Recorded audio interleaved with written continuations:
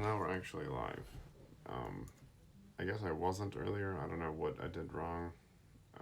It like didn't start the stream. But it looks like it's working this time, which is good. So I'll recap a little bit of what I was doing. So this mold is from yesterday, and so I opened it up. So now we have the two parts. But so I was just cutting open the box and pulled this out slowly, and there were a couple spots where there wasn't adequate mold release because I built the box around it before I sprayed it, which was a mistake. I should have done it first, but live and learn. So I was able to pull everything out, and everything looks pretty good. So now I'm going to remove the part, and then we'll do a test cast in a little while, because that can sit and cure while we're working on the mold from yesterday, the next one we started, the torso one. So I'm just cleaning out some of this stuff and put my music back on. And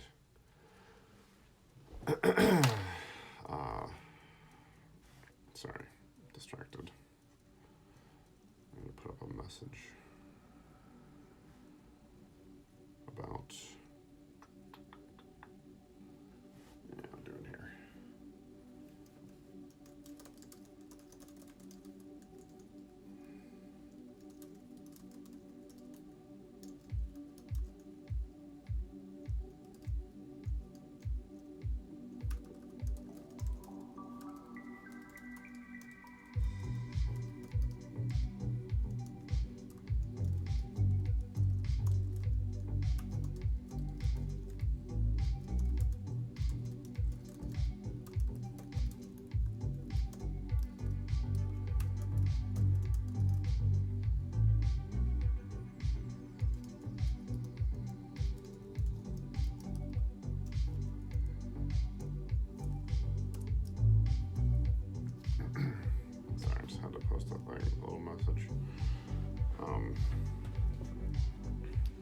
So anyway, so I'm just gonna clean this stuff out, get this mold ready for casting.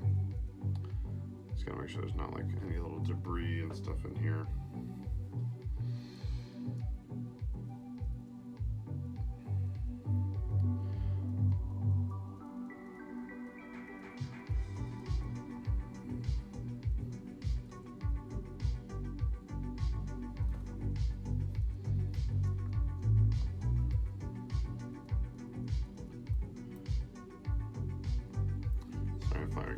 Distracted temporarily here and there. As I had said yesterday, I'm new to streaming, so I'm gonna be screwing up and being awkward every now and then as I figure out what I'm doing, how to use this medium to do stuff that's interesting, so you keep wanting to come back. Alright, so I guess that looks fairly good. Let's remove this from the mold. And so I'm designing these molds so that this gets removed as one piece.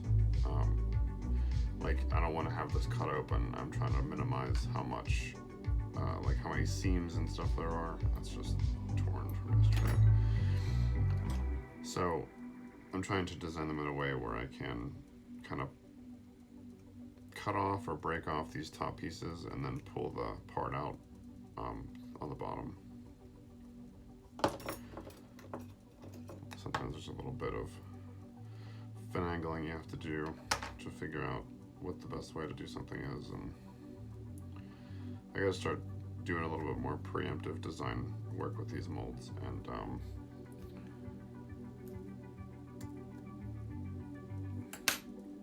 so I can kind of have more of a game plan going in, especially if I'm going to be, doing it here, so it's visible and you have some idea what I'm doing and why. And okay, so this piece has because you guys didn't see this when I was, hey, what's up? I had some technical difficulties earlier. It didn't start streaming immediately, so I'm just kind of catching up on that. I think it was, I don't know, something with my phone or whatever. Alright, so I have these little posts here from the injection points. I just gotta break this off.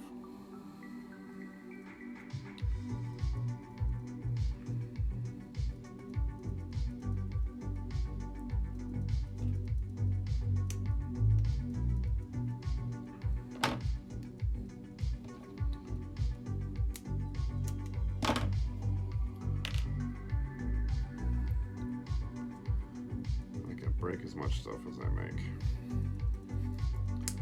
I don't know how well it's gonna do when I cast it, but I guess I'll figure it out.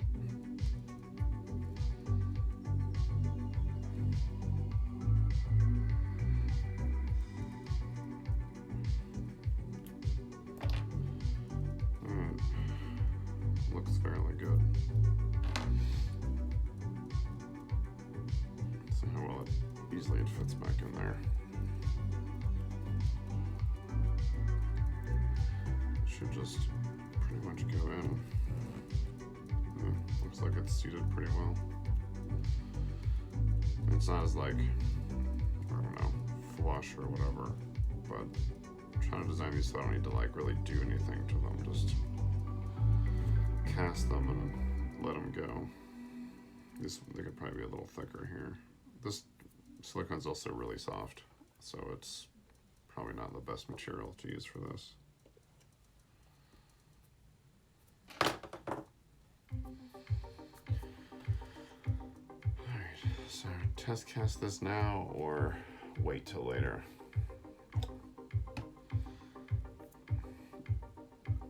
Yeah, it came out okay. I didn't show like the whole production of this, even on Instagram, but it's better than the torso one I did. It's like a little more optimized, but so hopefully I get better as I keep doing these.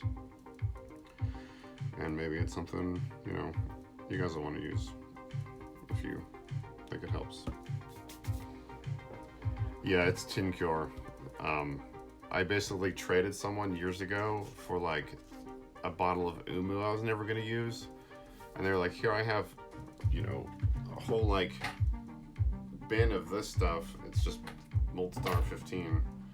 And so like we just traded. I've just had it. I'm surprised this stuff has lasted for like 4 years. But yeah, it's just like shitty Tin Cure. So I'm just kind of trying to use it up. So like this is a good experiment for like a silicone I don't really care about and don't really want to use. So I can kind of like feel less bad if I not so much waste it, but you know, make less optimal molds with it.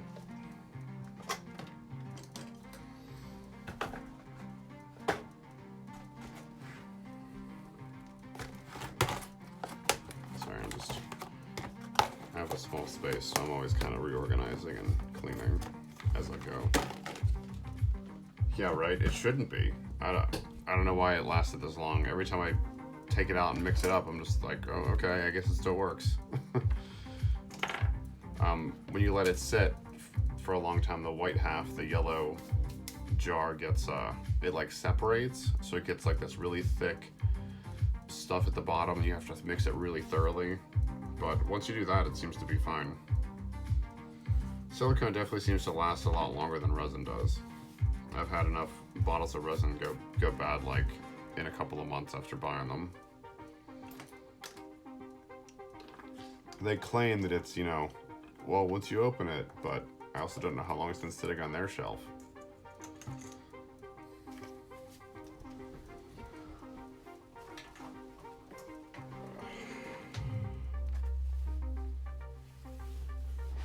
Just gonna put on my apron since I got curry sauce on my shirt last night, so when I was cooking, don't want to ruin all my clothes.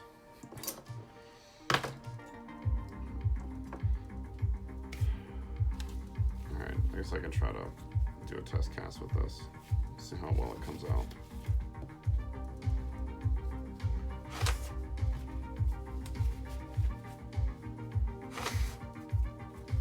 I will use my gloves until they split, basically.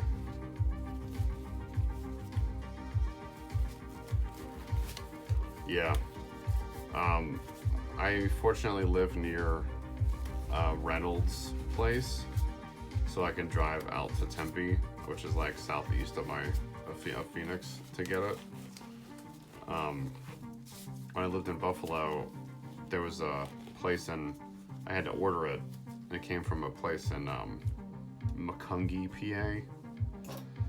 But yeah, if you order stuff, like if you're gonna do smooth on stuff, I've been ordering it from Reynolds. What is it? Reynolds Advanced Materials, so reynoldsam.com. I've ordered it from them because, like, if you order it from Smooth On, oh, nice. Yeah. I've had the same thing. Like, I would order it from like that place in PA, and I would get it in like a day. So I don't know how they were doing it, but I mean, I wasn't mad about it. Well, the other thing too is, like, Amazon's got a pretty limited selection. If you want, like, you know, I'm using like specific, like, I'm using like Task 9 and what is it, Smoothcast 60D, and then like I was using Sorta Clear 37 silicone, and now I'm trying to use Moldstar 20T, which is like it's thinner, so it's easier to mix, but then like it sets up really fast, like resin fast. It's crazy. But it's like, if you're just banging out molds, it's great.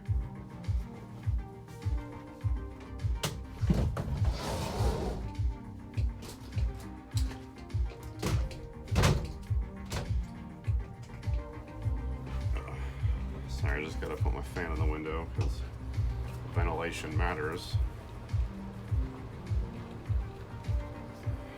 You guys are probably familiar with this stuff. I'm gonna spray some of that.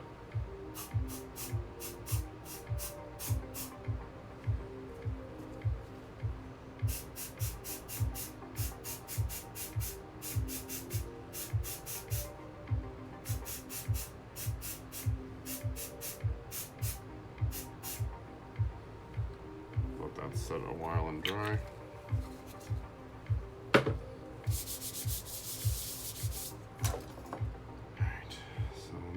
Other mold out of the way.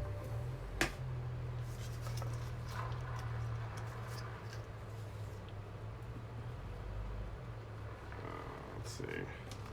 How many mLs do I think this is? 10?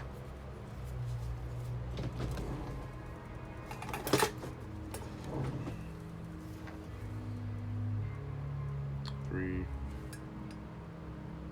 2. So is that 6? 12 maybe.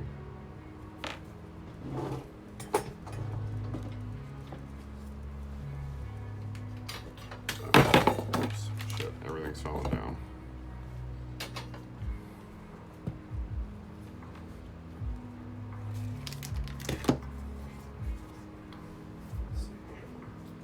So I'm using up, this is other stuff I've had, Smoothcast 326. I've had this stuff for like 2 years at least. And I'm trying to get rid of it because I don't use it anymore. So I'm like, well, test molds seem like a really good thing to use it on.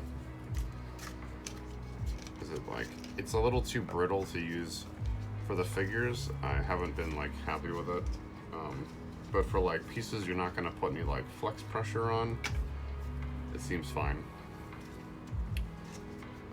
Let's see, sorry, I've got a very cluttered workspace I'm trying to clean up. Do you guys, these things, like, this is like stuck. Well, it's not stuck, but I cracked one of these open one day and spilled like resin everywhere. So I bought channel locks. These things are great. So like when this seals, you just like give it a couple like squeezes and it'll crack, and then it comes right off.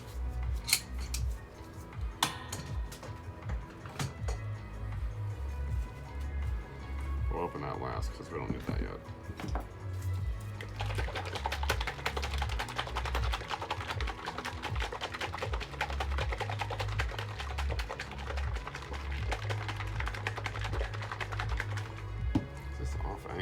Sorry. There. It's a little more straight now.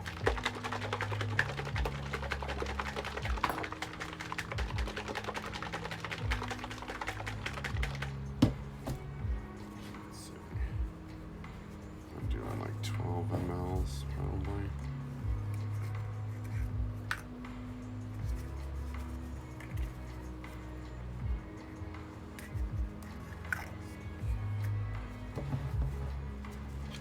I do, yeah.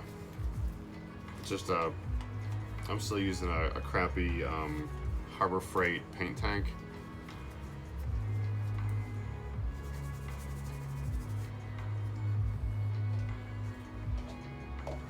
Let's see if I can see how easily I can like show it to you.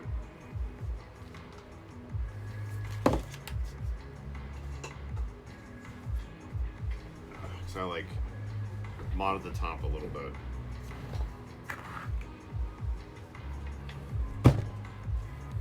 So like, I took off all the crap that comes with it, and I put this pressure gauge on because I don't trust like the one on the regulator. So I bought this swing arm thing, and then I just attached this so I have my vent here, and then I have my pressure regulator set to 60 so it won't go past it, and then, you know, just the rest of it's just regular.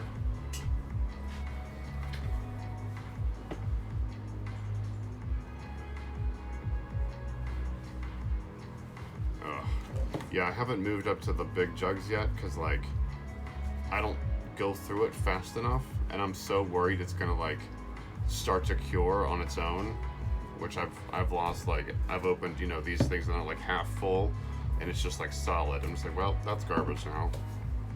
So alright,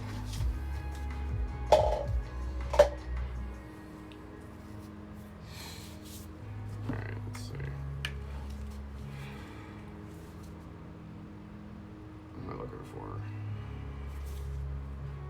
Syringes. This is kind of a cluttered mess right now. I'm just trying to remember where I put everything. Here they are.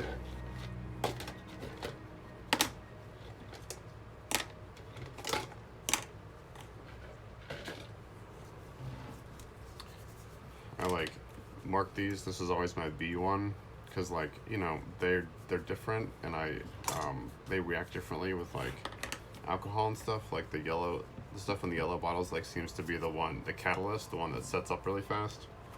So I try to keep them separate when I'm measuring them out. And that's just my injection one for like delivery. Gotta put my respirator on, so it might start to sound a little muffled.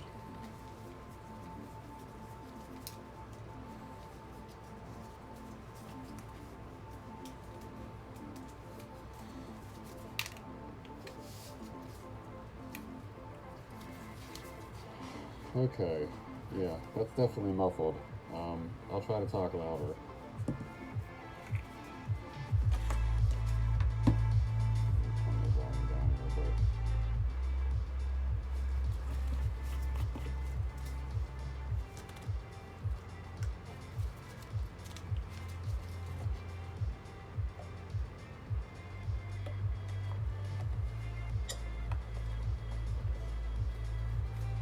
Nice.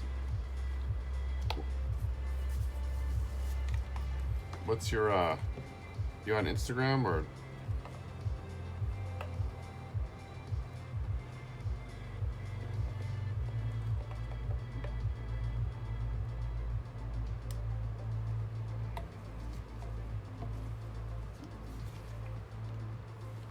Oh. Hey man, how's it going? It's been like forever.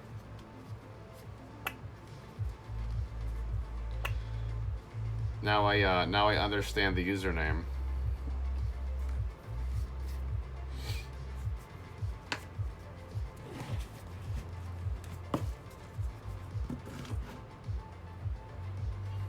Yeah, for real. You gonna draft that Commander Legends? Sorry, we're gonna talk Magic for a little bit.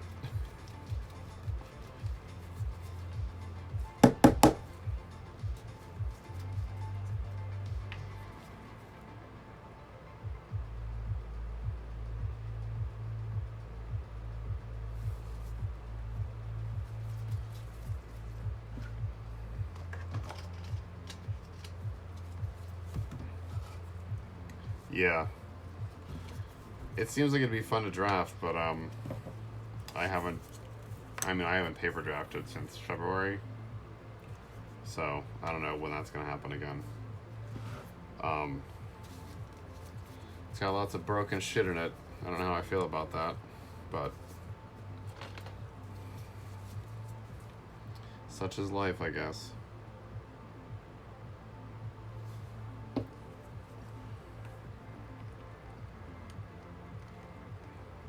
Yeah. If you, I've commander drafted a cube a couple of times. It's pretty fun.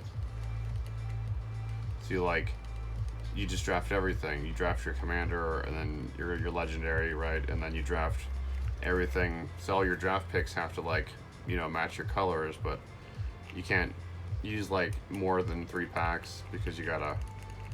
I think we used 4 packs, but it was pretty fun.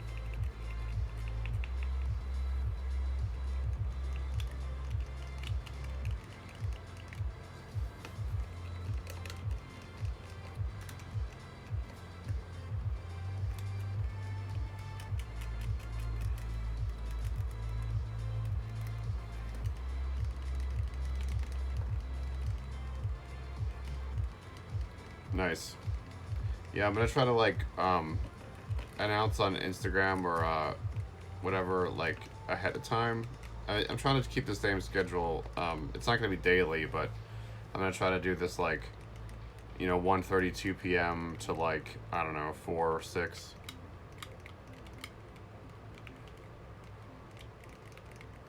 But yeah, I'll try to post on Instagram when I think I'm gonna be on or when I'm planning to, just so you've got a heads up. Yeah, I'm just trying something else out, because there's a lot of stuff I can't do or I can't post because there's all this in between time. So this is a good avenue for posting stuff. Okay, nice. All right, man. Well, thanks for stopping by. Appreciate it.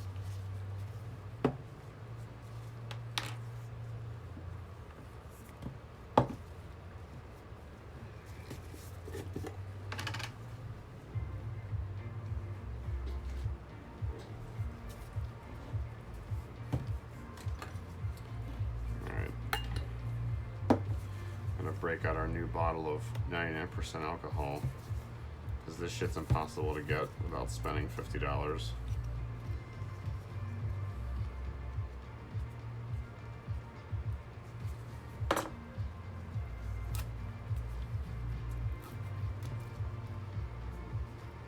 I usually just use 91, but I can't find that anywhere either. Thanks, pandemic.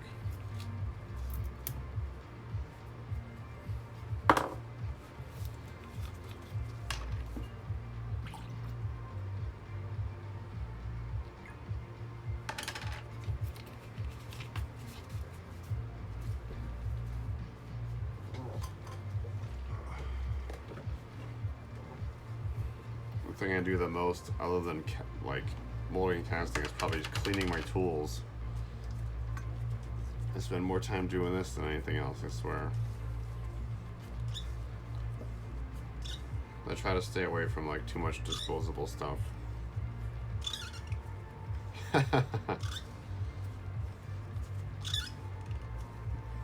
Maybe once we get a more permanent residence, we can get into the distillery business. Ugh.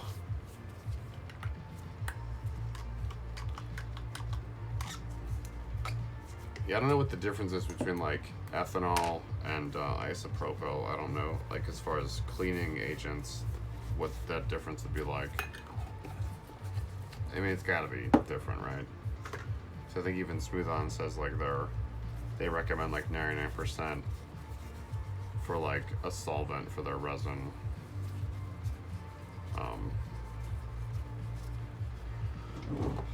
And then acetone, it's just this stuff evaporates so fast. So I gotta keep it capped all the time.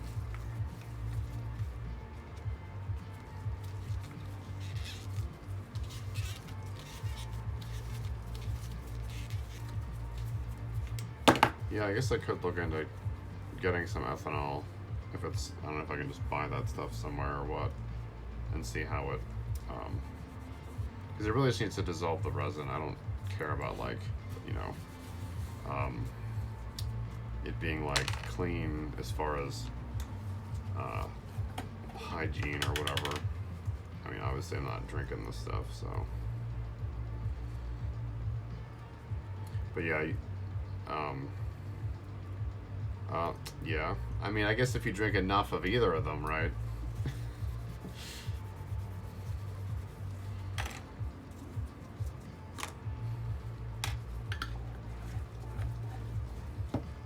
Speaking of mandatory iced coffee.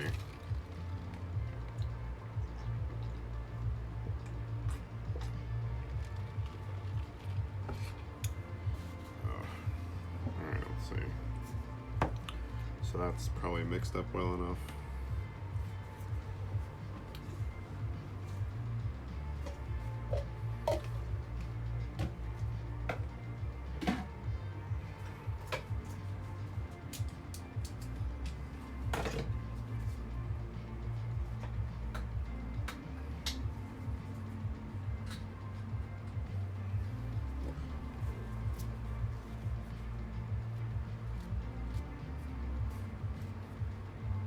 Yeah, I mean, might as well try it, right? Alright, let's see. So I need... those are too dirty. So I'll just use one of these.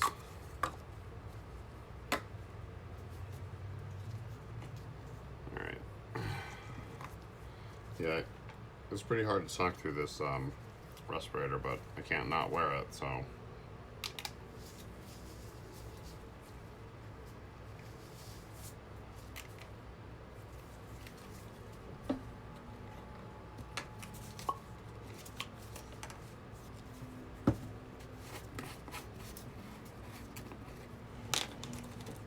For sure. I also don't know how loud it's going to get when I run the air compressor, so that might be annoying.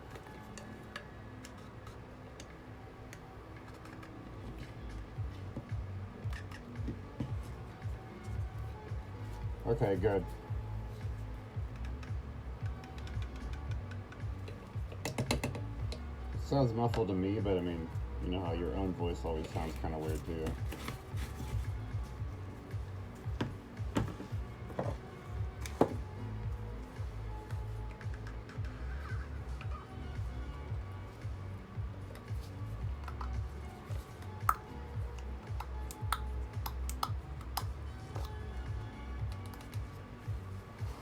Yeah, I'll try to do that to see if I can get to it on my phone easily. Sorry, I'm just like losing my train of thought.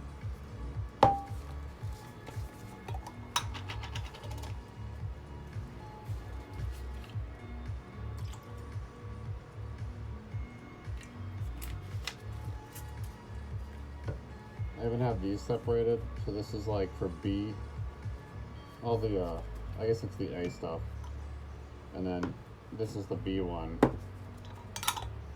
because it's like less that they can, you know, once you like mix them, there's less chance that they'll, gel into like one solid piece.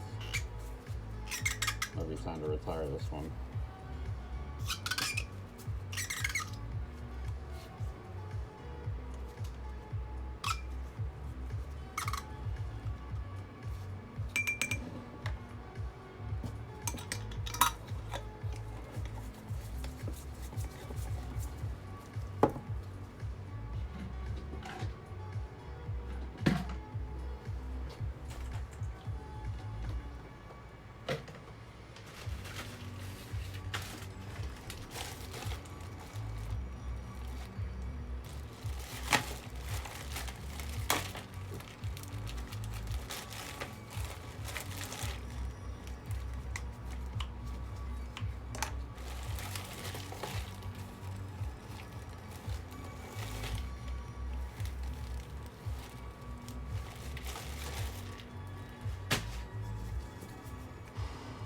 I like reuse everything. I have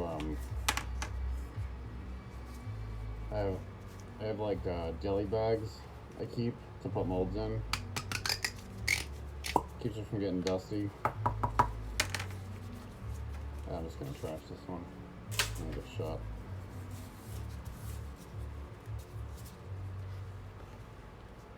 This should be good.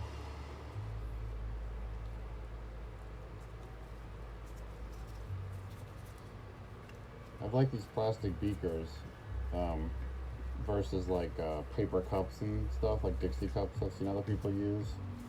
Cause like, they're like measuring things, mixing things. I just clean them with alcohol, and they seem fine. If I had the wash basin we talked about, it'd be a lot nicer because then I could actually wash them after cleaning them. All right, I'm gonna mute and run the compressor. So.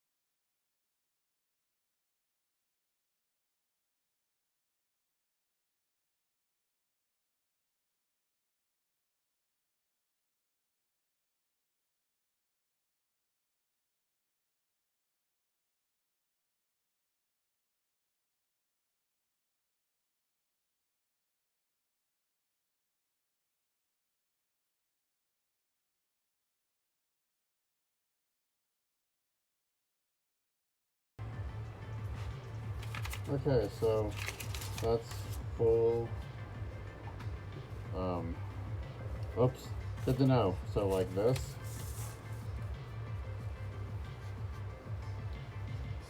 Oh yeah, I see, because my video is upside down. Okay. Yeah, I see it now. Okay. Alright, so I'm gonna mix these and then pull it up with this, shoot it, hope for the best, stick it in the compressor, and then hope for the best that it comes out, which it should be fine. So now I'm gonna re-mute and because I'm gonna have to turn it back on in a second.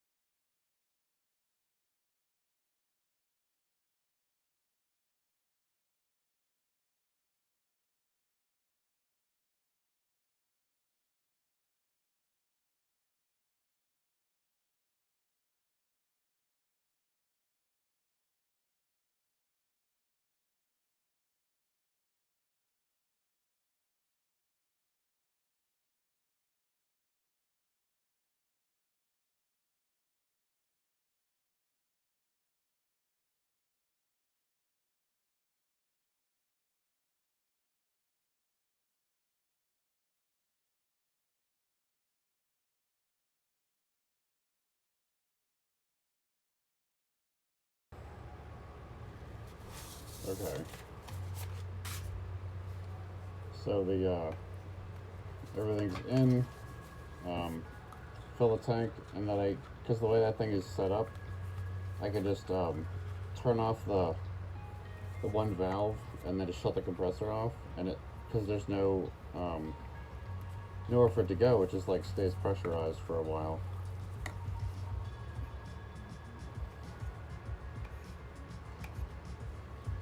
The compressor that I have is better than my old one, which was like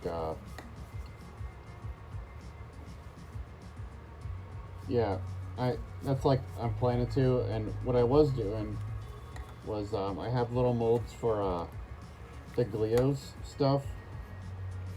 So once I finish cleaning this up, I'll show you.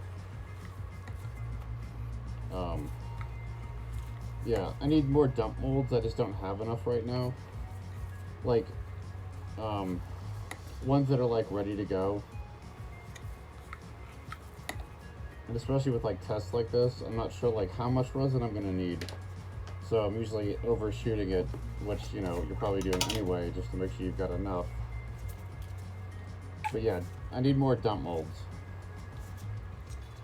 So I've been using these because at least I can throw them into the scrap box and they become like, vents and stuff like that. Other things I can use.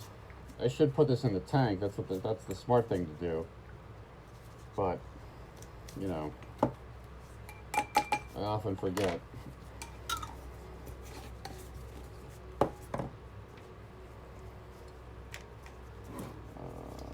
Where's my...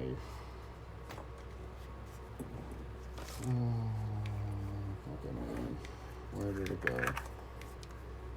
I have a little pipette I'm looking for. I always lose this thing. Oh, it's right in front of me. I like try pouring this stuff and it's always a mess, so I just use this.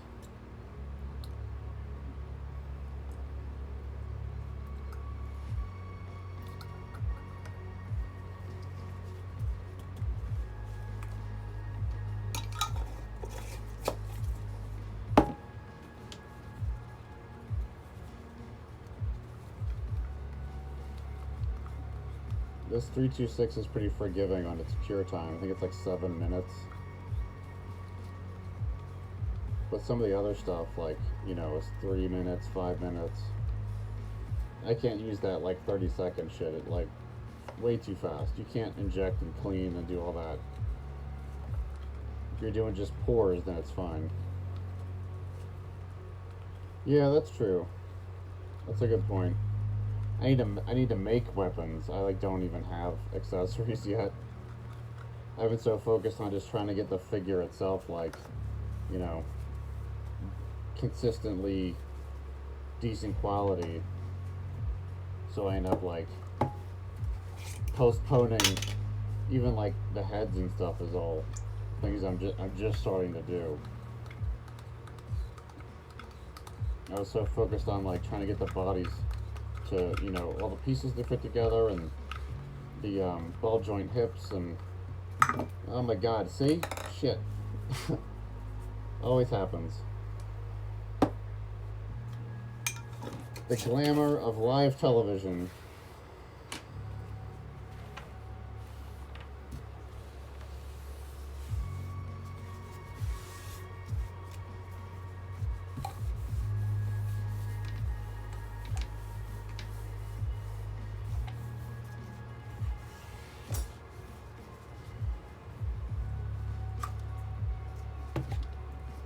That's fine. That's pretty minor. I've had way worse spills than that.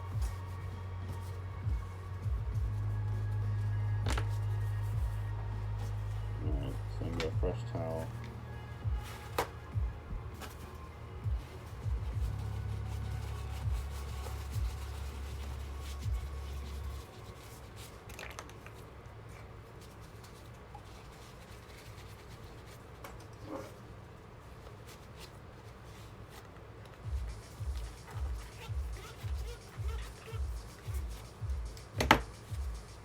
That stress of having to work fast always gets me to make little mistakes like that. filling stuff, or you know, catching the edge of a container and.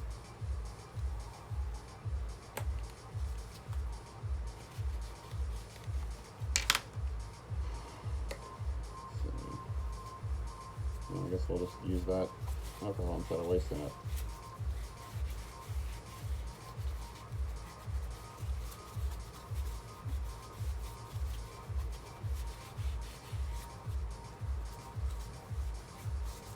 Nice. Yeah, I saw your post last night. I've been wanting to get into sculpting, and you know, it keeps like getting pushed back. I started those heads, what, weeks ago, 2 weeks ago? They're still not done. This is like the first one, and it's like the most basic one. So, gotta start somewhere, right? Alright. I think I'm gonna take that off now. And I smeared my glasses. That's great. I think I've got like mold release all over the edges of my mask, so then it smears on my glasses.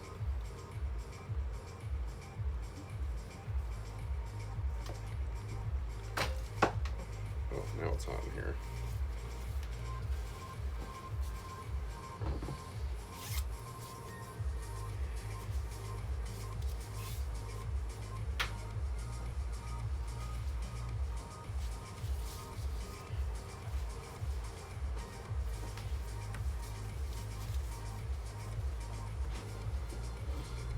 I'm just gonna take my hoodie off. It was getting a little warm. Alright, let's see. Oh, that still needs cleaned. I get a little haphazard when I'm casting. Not that I'm not always a little haphazard.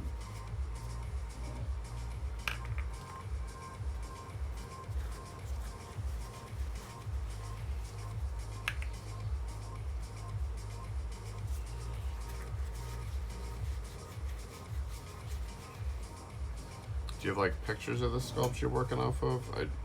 I have to like go check your feed and look. I haven't been using like drawings, which I should be doing.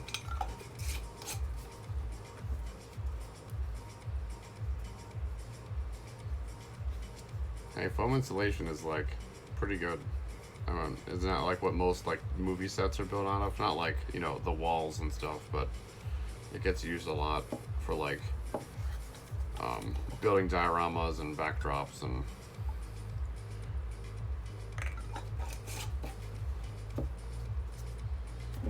alright, I got a lot of stuff to clean up here. I'll do that later. I'm fling all my syringes around.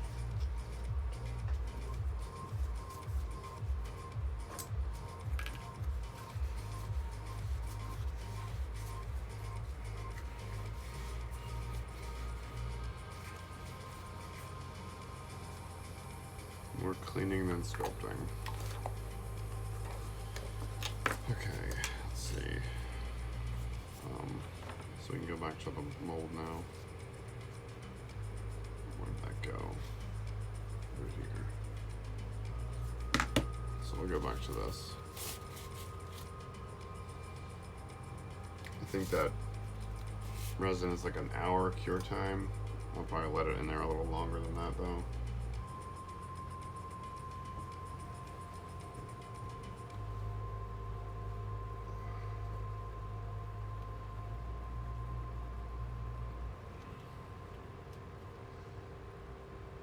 I wonder if I can invert this video. Probably not.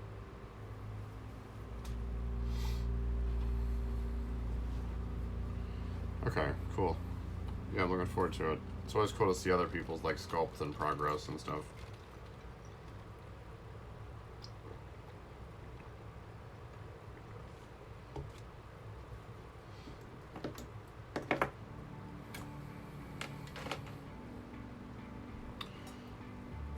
I just ordered some polymer clay tools. They're like rubber tipped sculpting tools. They just got here, so those will be. I might have to run down and grab those. I don't know if I need them tonight, but it's still pretty cool. They're supposed to be like. I was watching some other artists. I think it was on YouTube, and they were using these polymer tools. They're like rubber. You know, it almost looks like an eraser, but like edged. Because I use like wood tools, and you know they still get a little tacky where clay wants to stick to them, and supposedly these rubber ones that doesn't. But I haven't tried them yet. Just cleaning up all my debris. Working on molding this guy, so that's what the arms are from. Because I need like these kind of feet, and so I can start doing some other body styles instead of just the one generic like he guy.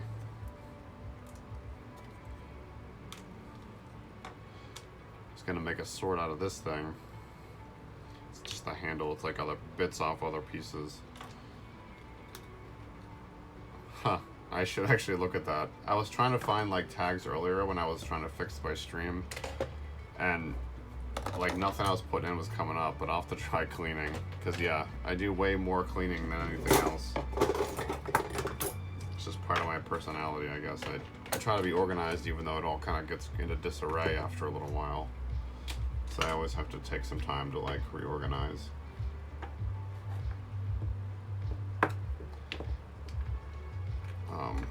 I don't know if it's like a saying or a way of thinking or whatever, but this like, if your workspace is cluttered, it represents a cluttered mind, which then, you know, can make it difficult to focus. And I don't know how true that is, but I mean, I can kind of relate to it, because when everything feels like in disarray, I get kind of anxious and it's hard for me to focus. So I just take the time to like kind of clean up a little bit regularly. Even if it's just trivial stuff.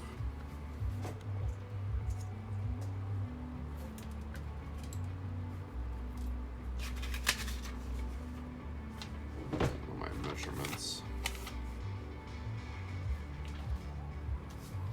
Alright, let's see. This guy aside.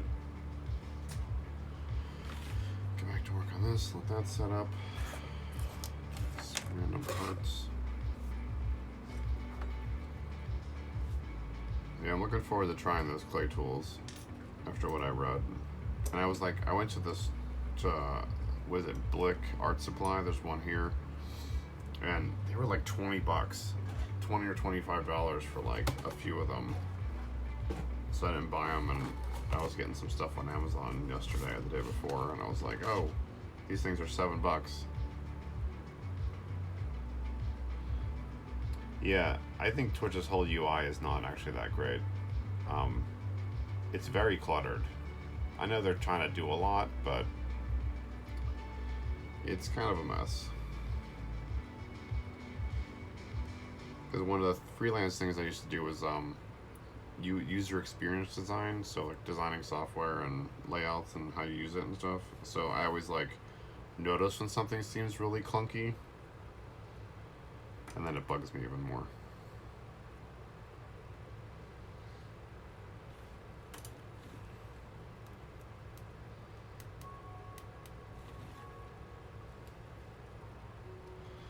Back to this fun stuff. It's gotta get done though, right?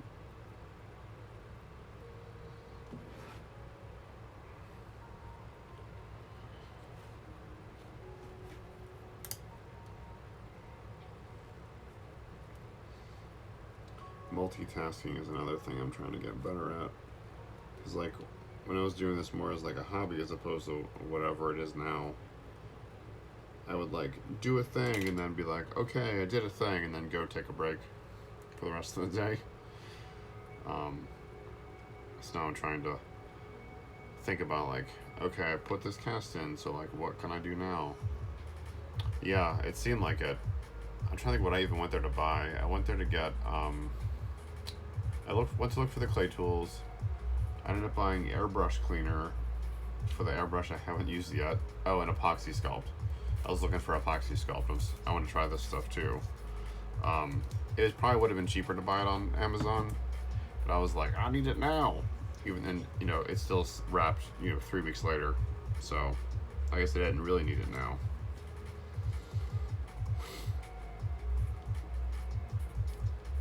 So I've been, I was like messing with green stuff by, was it Citadel? Not Citadel, Games Workshop or whatever. That stuff's okay. It's kind of weird. Yeah.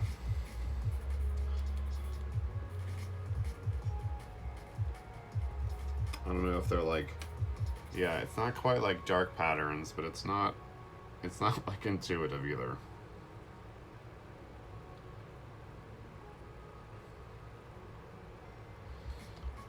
And like I'm streaming on my phone, so like I was really confused because I had, you know, it's like turn your phone sideways to go live, so I did. It does the countdown, it says live. I'm like looking at my stream on my computer and then on my iPad, and it's like you're offline, and it shows my video from yesterday, so I'm like very confused. So I'm like bumbling around looking, so I'm kind of glad a lot of that stuff wasn't actually being recorded, because it was pretty boring. But I tried like in a private browser, I was like, am I even online? And I couldn't find anything to indicate like it identifying like what device you're streaming from. And I was like, do I have to have a webcam? Like, but if I have to have a webcam, why is there an app? So I ended up just like force quitting the app and restarting the stream, and it seems to have worked. So I don't know what happened the first time, but it's working now, so I guess it's all that matters, right? Until it doesn't work again next time. But I guess, in the words of the IT crowd, have you tried turning it off and on again?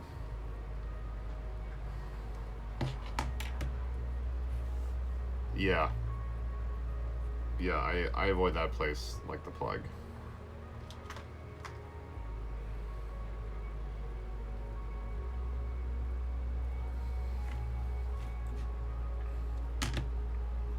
Yeah, we've been doing the same with Home Depot, because they're, you know, not as like egregious as Hobby Lobby, but still, like, you know, are contributing to less than great things. I know all companies do that, but so we're going to Lowe's, and okay, I'll have to get some of that and try it out. The green stuff, I kind of like it. I don't know, it's weird.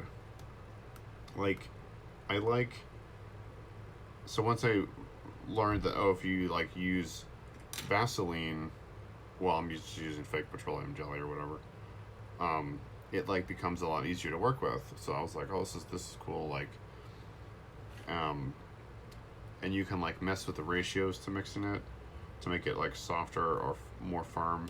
But then it takes like an entire day to set up. So it's like also super slow to work with. So I was like trying to sculpt that face, this monstrosity, and like I had to do some like major changes to here to make it look more like realistic, because, you know, the other ones were like very exaggerated and weird. And as I'm like building stuff up, it like, you know, you can only put so much of it on, then it like the whole mass is moving as you push it, so it's like not great either.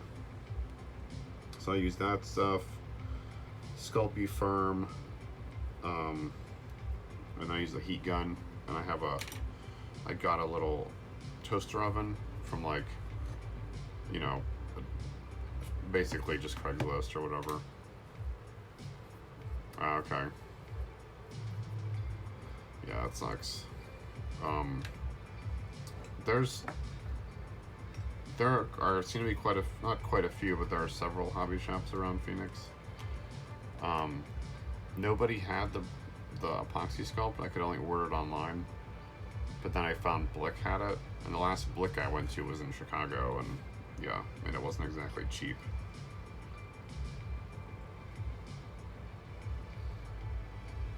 as much as people bitch about Amazon, like for a lot of parts of the country, like it's the only way you can get anything at a reasonable price or like reasonable selection.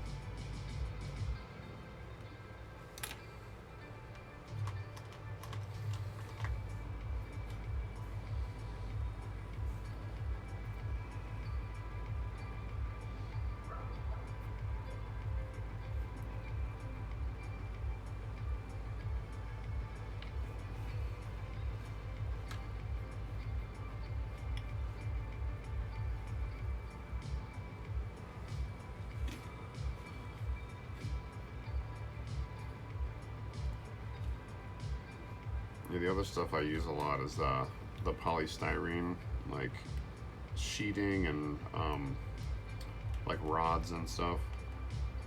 I built a lot of stuff out of that as like a base.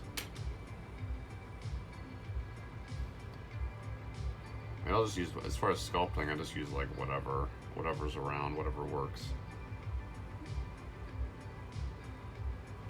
Huh, interesting. Yeah, and I know people like, because I'm in like some altar, like MTG, like Magic Card altar groups. So like, you know, people like hand painting custom art on cards and stuff. And some people are like, oh yeah, Citadel, and then I'm in like action figure groups on Facebook where like people are doing customs and people recommend like acrylic paints and some recommend Citadel stuff.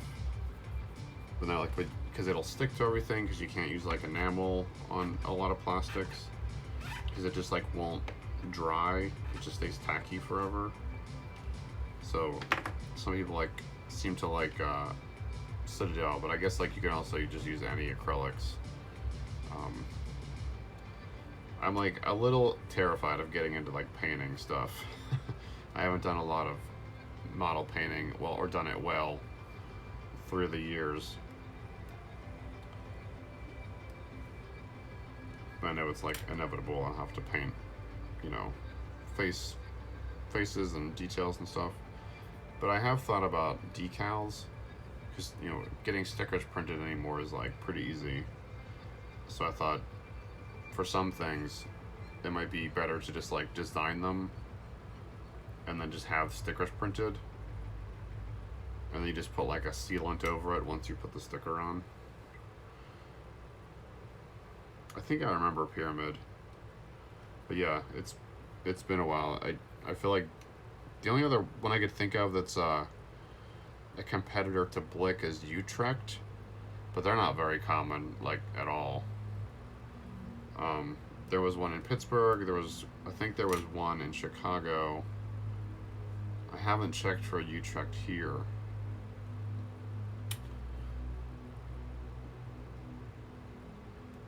But they were like, if you're not an art student, like, you're not going to Utrecht, probably. Or however you said that name.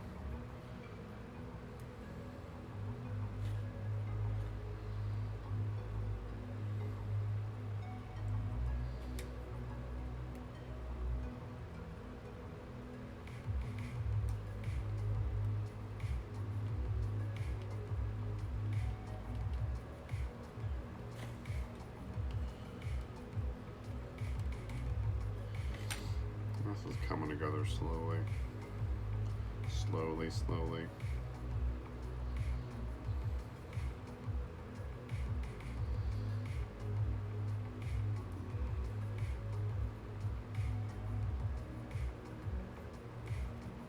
Oh yeah.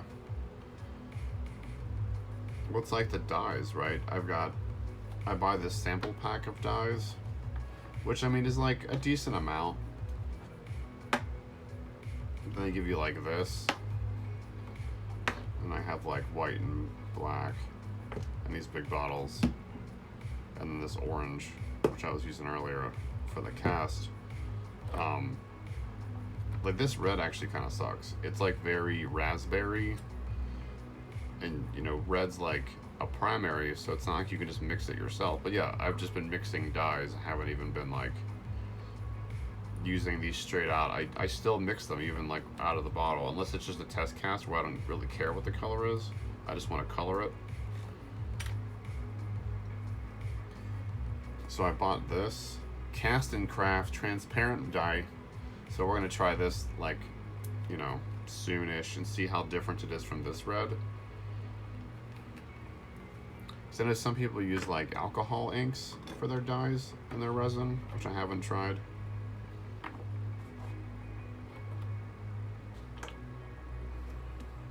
So every time like I get a goof on something, people are like, "Oh, what dye did you use?" And I'm like, "The one made by the manufacturer." Yeah, I never shopped at Utrecht. I didn't really have a reason. I was just buying, you know, drawing tablets and stuff. I wasn't painting or anything back when I was going to art shops more often. I still have like 3 Bristol tablets that I haven't used. I have like rapidographs from back when I was like trying to get into comic book art in the like late 90s. I have a gouache set that I bought, like little tubes to mix everything up, or of paint. So I thought about using some of those on some fake cards for my annoying Magic game.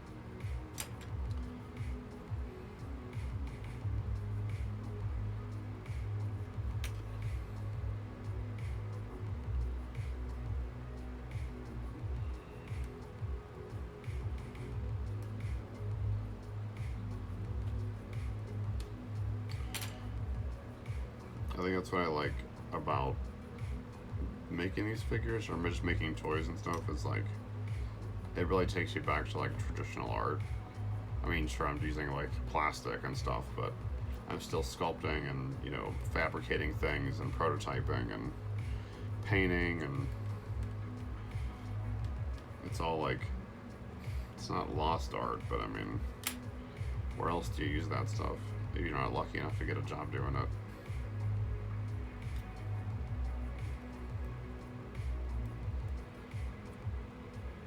I feel like my only alternative, if I'm not gonna like make these figures, is like learning the code, and like it's interesting to me, but it's also like a radically different discipline.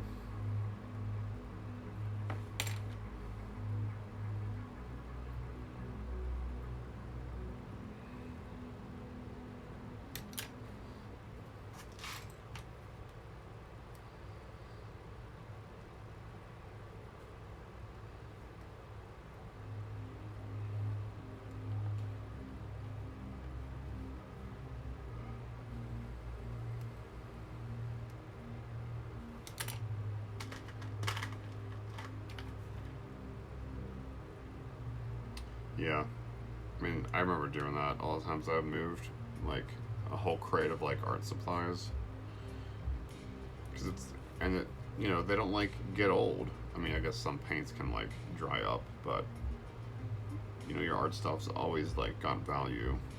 You can always pull it out at any time and use it.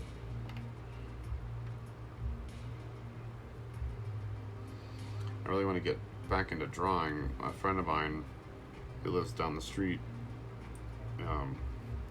is like, we're trying to do like we're talking about doing a weekly drawing night, but it hasn't like worked out because the times we end up getting together, you know, it's been a month, 6 weeks, so we end up just like talking about current events and stuff and like TV instead of drawing.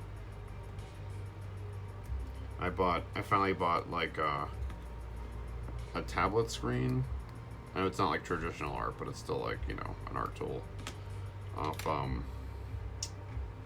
D. Arloff on Instagram. I think I like posted about it when he was trying to sell it. And I have like an iPad, which is nice, but it's like, I don't know, it's different. I still haven't gotten used to drawing digitally. I still struggle with it. I think it's like something about not having the friction of the paper and stuff. It just feels different. I know it's a thing I can like learn to adapt to, it's just I haven't yet. And I also haven't drawn regularly in a long time, so I feel like I'm learning it all over again.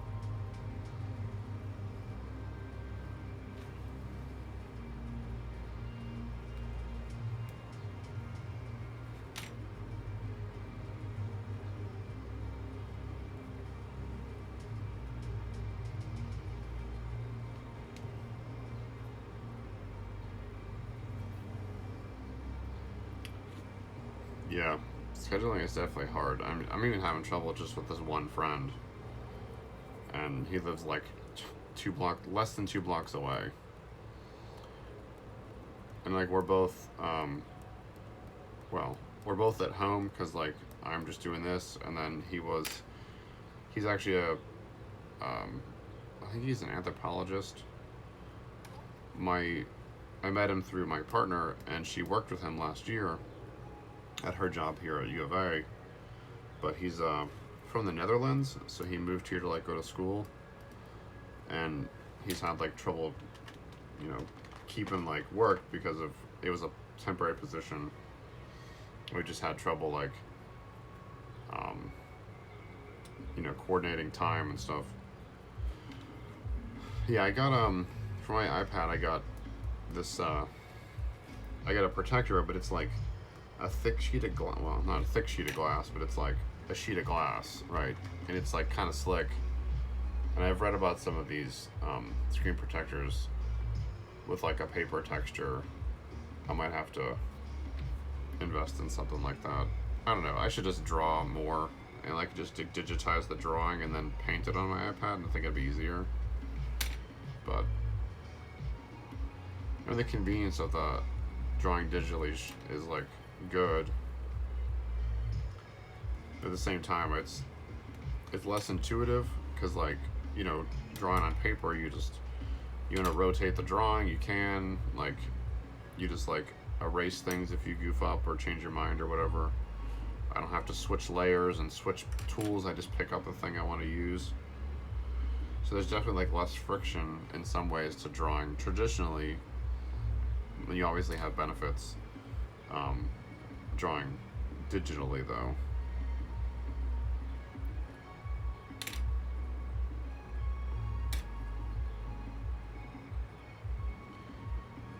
I've tried painting on it a little bit, like coloring things. Not so much coloring like a coloring book, but and that's okay. I just find drawing difficult because I think that's for me when I'm trying to just formulate the idea, and there's too much like friction between the act of drawing and like the tools. I have to think about the interface too much. So then it just like turns me off.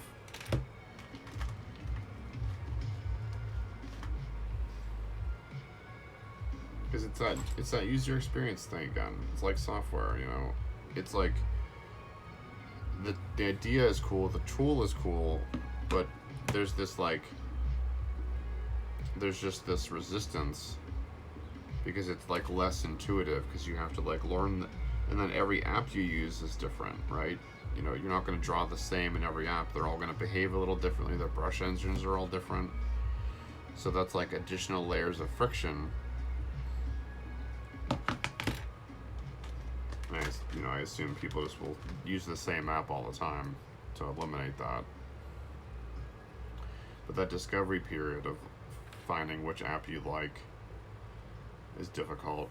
I paid for Clip Studio for a long time on the iPad because this guy I follow, Ray Frendon. He's an illustrator.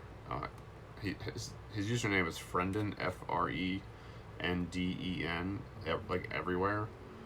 And he's made all these brush packs and stuff for Photoshop, for Clip Studio, and I think he's got some for Procreate. And he used to be the guy that like reviewed all the drawing tablets. Right. I feel like that's the same thing. That there's still like this allure that, oh, I'm drawing digitally. It's like, sure, but you could probably draw just as well on like, you know, a canvas. You just can't share it on social media as easily. Not that there's anything wrong with that, it's just, you know, definitely adds to the allure.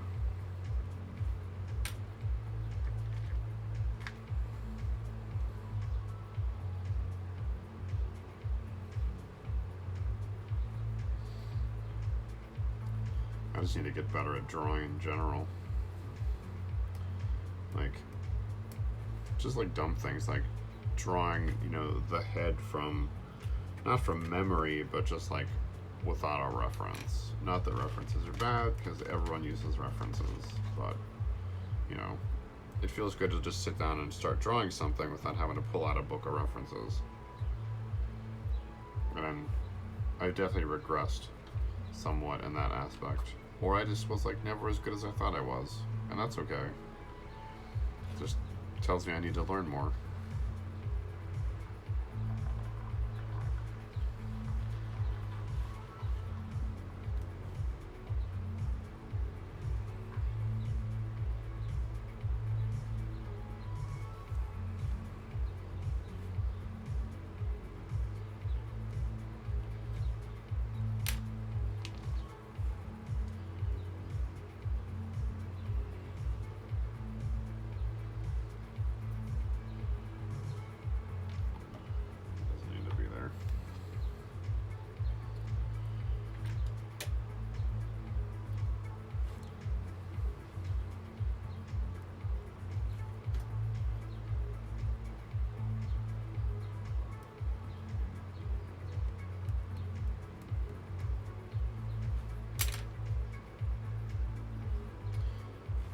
I'll probably end up, when I'm trying to do some idea generation, trying to stream some of my drawings, and that'll be a laugh riot.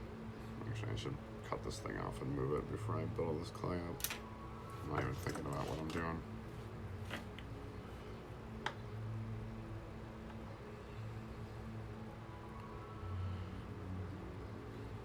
This thing sticks out too far.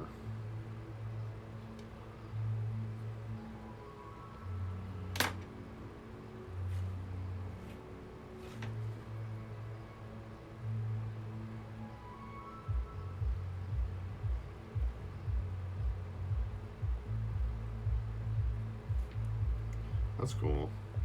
I have only ever done that like once. I ended up using like printed references. I've like done a little bit of like going out to like, you know, a coffee shop or whatever and just like drawing people like sitting around, and that's been okay. Like if I use a reference, I'm not like awful. I just haven't my link between, you know, drawing from like my mind and drawing from reference, they're not the same right now. What am I looking for? I'm looking for my clippers.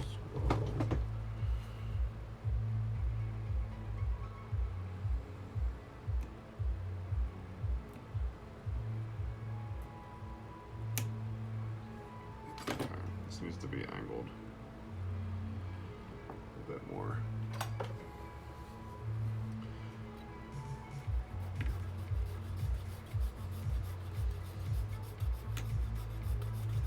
This is also one of my favorite tools. A jeweler saw, so good.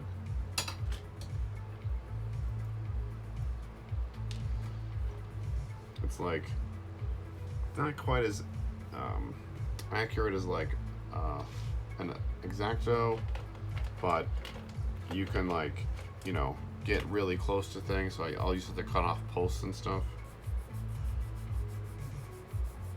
Yeah, I saw this other guy that I follow. He does like he paints Marvel Legends heads and stuff. His name's Flashpoint Customs. He got that recently because he's trying to get into like making his own heads and whatnot, and it looks pretty cool.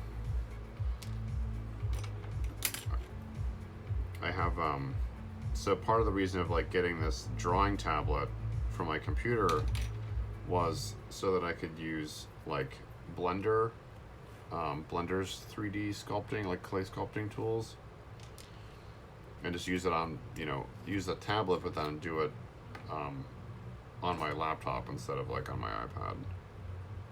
But Forger looks cool from what I've seen. I haven't used it personally, but like it looks cool.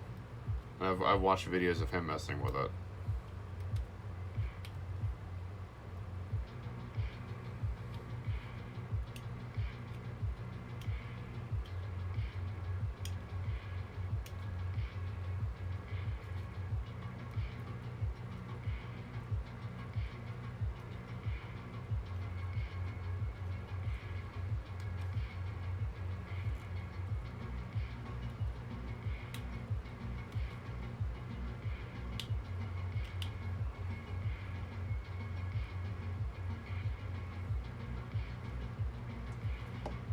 Glue my hands together.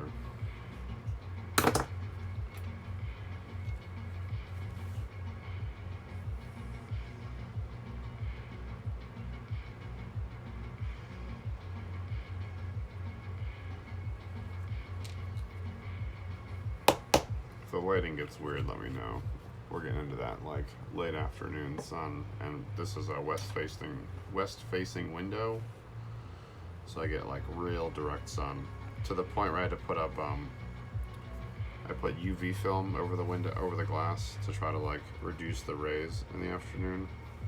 This is also like being a desert, you need all the help you can get.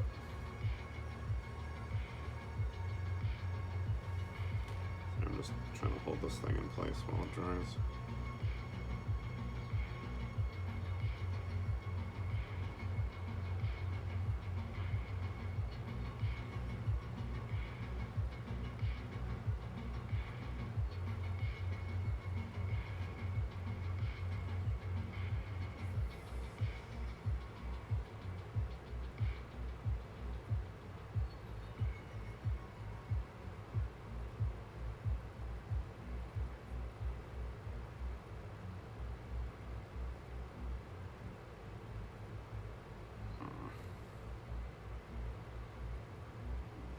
I'll just stay in place.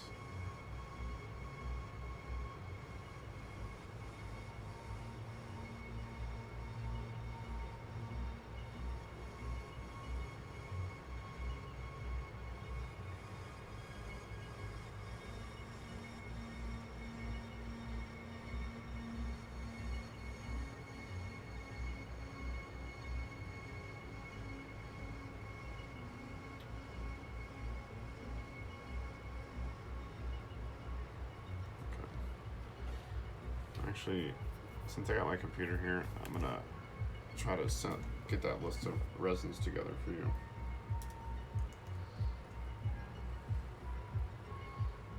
Let's see. Just gotta figure out where they're at. Casting materials. Okay. Let's see. Bookmarks.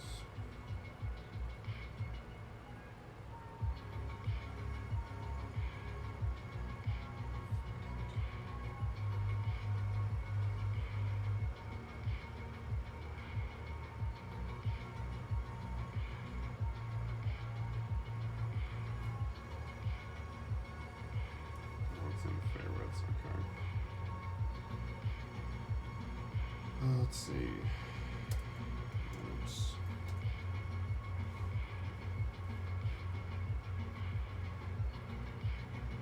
Yeah, I got like an O-ring light above me, like one of those with the magnifying lens, and then just like a desk lamp off to the side.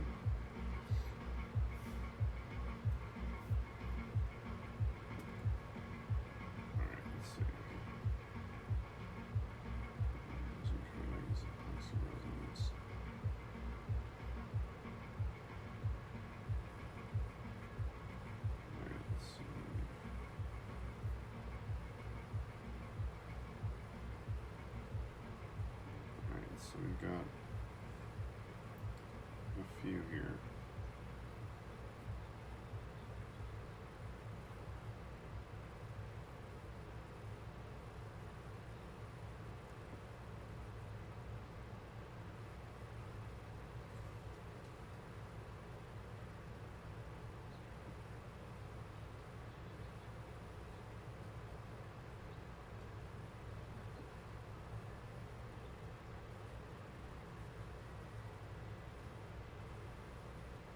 It's actually less than I thought.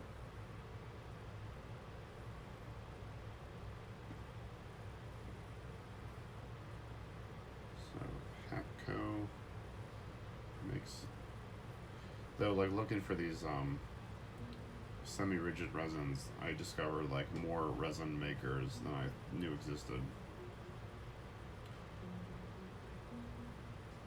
I don't think most of them like do hobby focus like Smooth-On does, but they're still like, I think you can still just buy direct from them, so it still works. Let's see,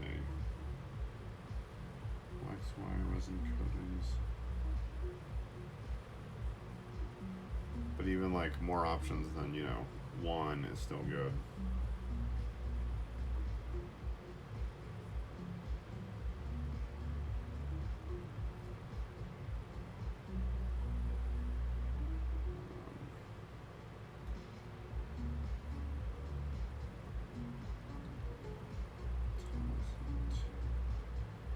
Like, there's this site called ThomasNet that I like found, and it's like it's almost like a directory for industrial suppliers.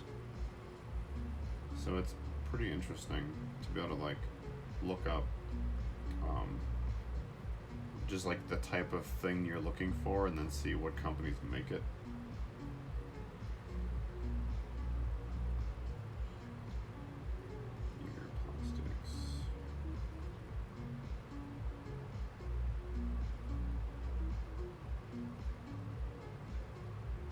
Some of these are like small companies, because Smooth-On seems like it's a fairly large company now. Trade Plastics. Is that the regrinder? Let's see. There are a few that are just like, I think they repurpose plastics. Yeah. So these people do thermoplastics and some resins, but then like their site is garbage, so you can't actually browse any products.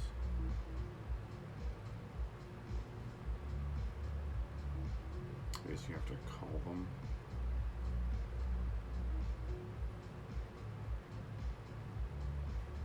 Yeah, we'll skip that one.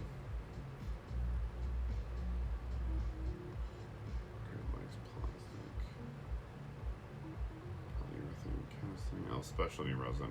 I mean, that's just like, seems to be one that's more known. I've only used the one resin so far.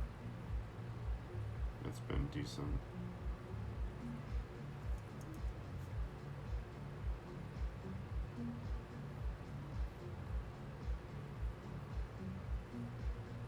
I think that's all. There's like 6 of them.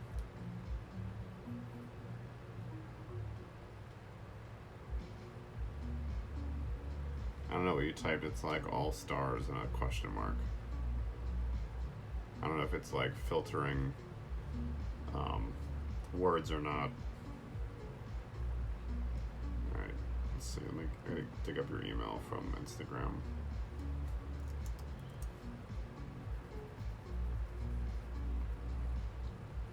And I'll send you an email with the stuff in it.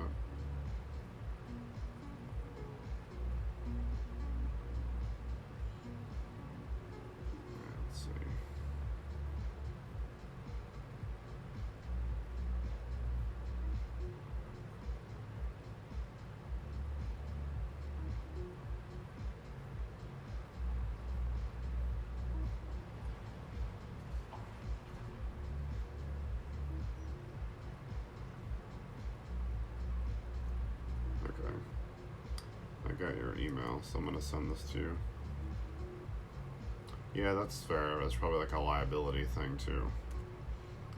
Some of them have buy places on their site.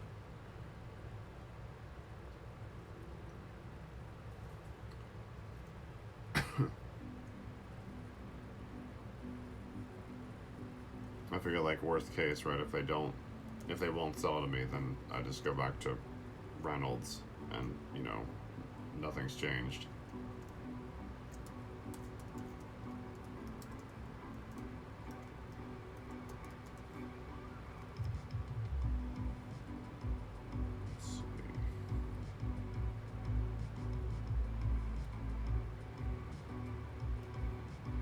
Okay, so that note doesn't want to send, so I guess we'll just do this instead.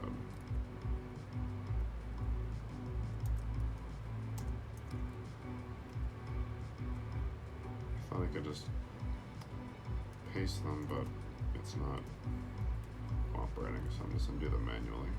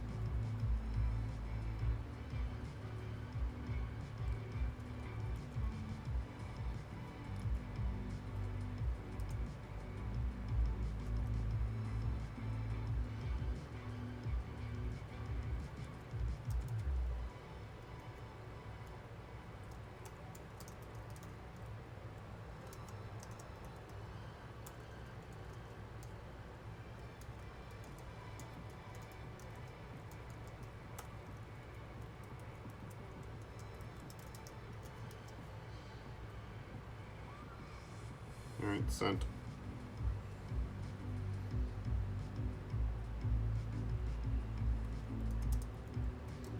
Semiflex. Resin suppliers.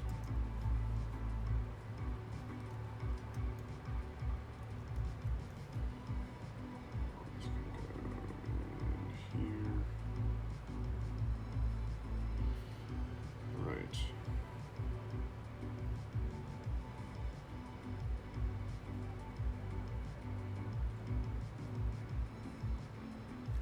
Okay.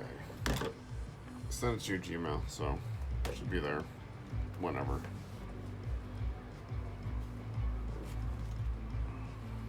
Those are all the ones I could find because I had them all bookmarked. I haven't dug too deep into like, can I buy direct from them or not? But I just wanted to save them so when I was ready to like start exploring other suppliers, I had a place to start. So that should at least give you a jumping off point.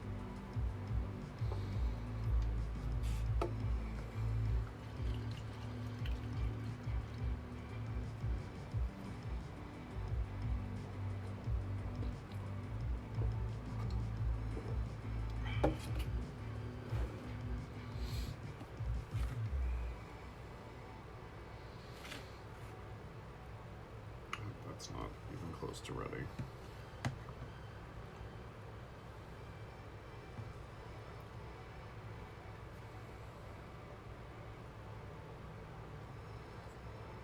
Well, I guess that's gotta sit for a while.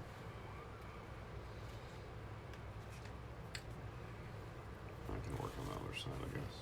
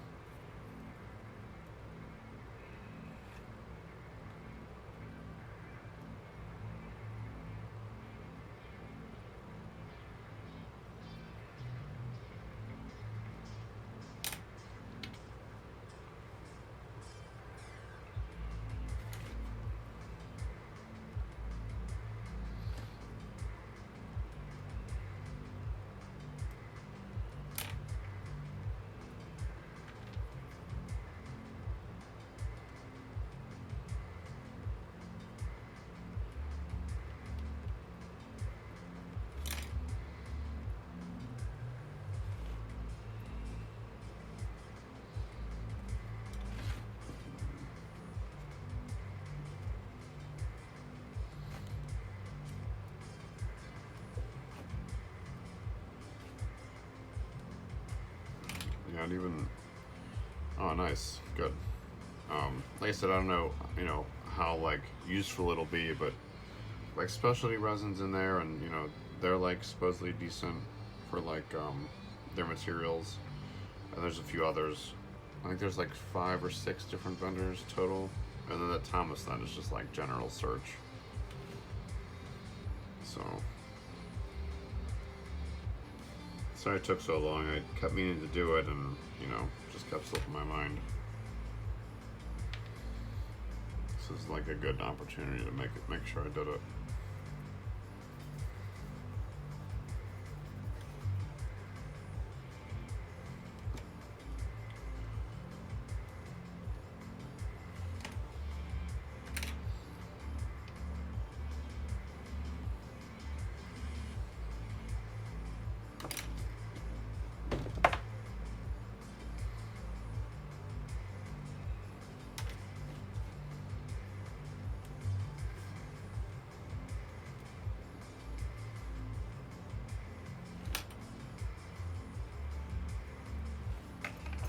See where this is at. Mostly hard, but it's not ready to be pulled yet.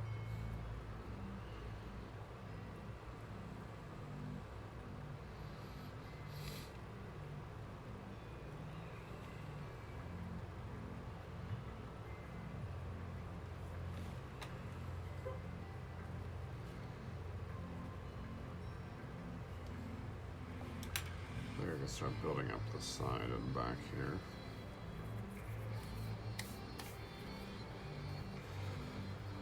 Scrap I can use.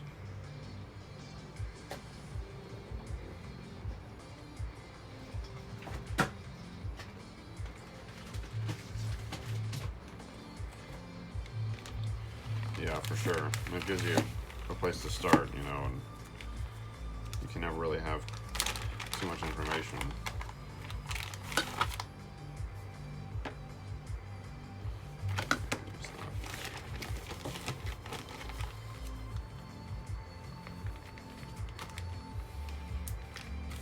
Yeah, with anything like me, I'm like, oh, I could do this thing. And I, much like the epoxy sculpt, I'm like, oh, I want this. And then, 6 months goes by and I haven't touched it.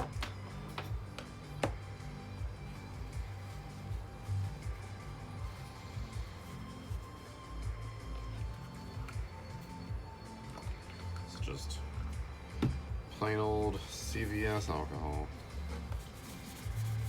that I wish I could find, but I can't. That's the first bottle we've found since March. I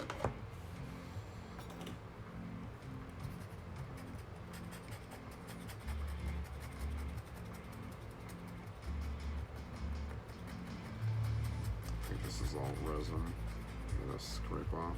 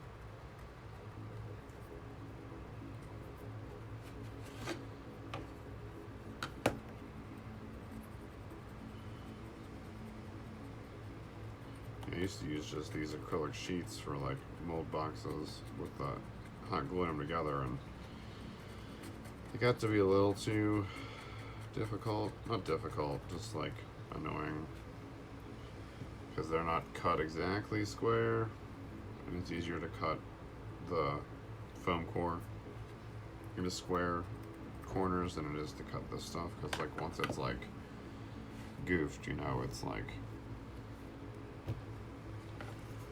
So I just use it as kind of like, I'll use one piece for something and then build the rest out of foam core.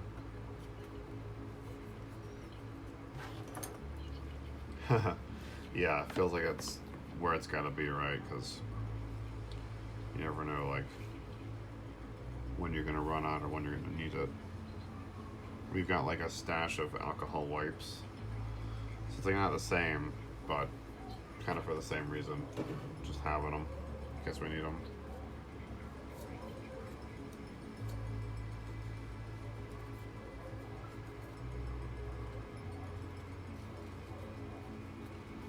I don't know if I'm gonna use that.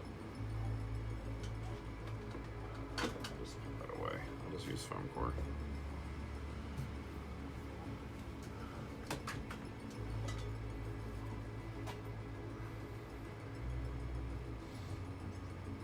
Plug in the old goo gun.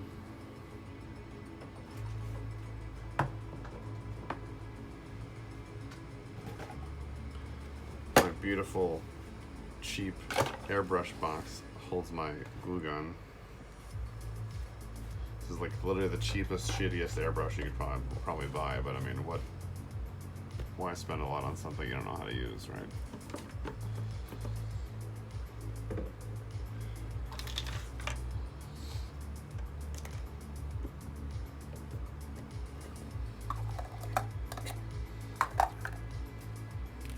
Oh, when we were talking about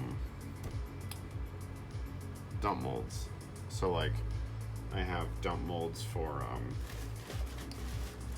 let me find them.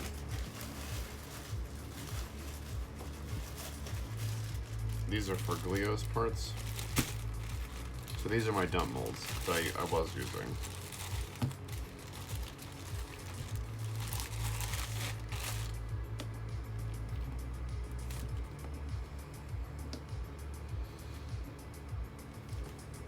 So like, this is what I used. I make the Glios parts in these.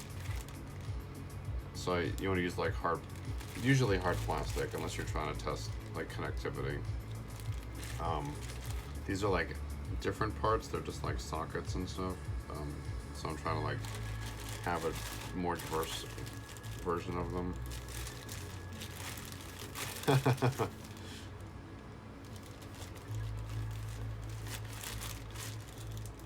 Yeah, we have we have lots of black market hand sanitizer. Like all my dump molds, well, all my dump stuff is these, and I've got a shit ton of Glios parts to use.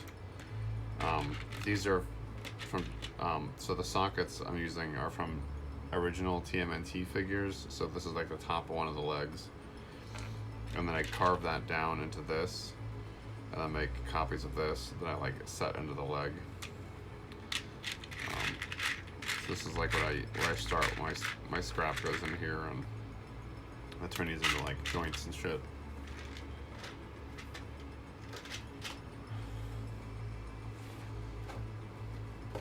It's not hot enough yet.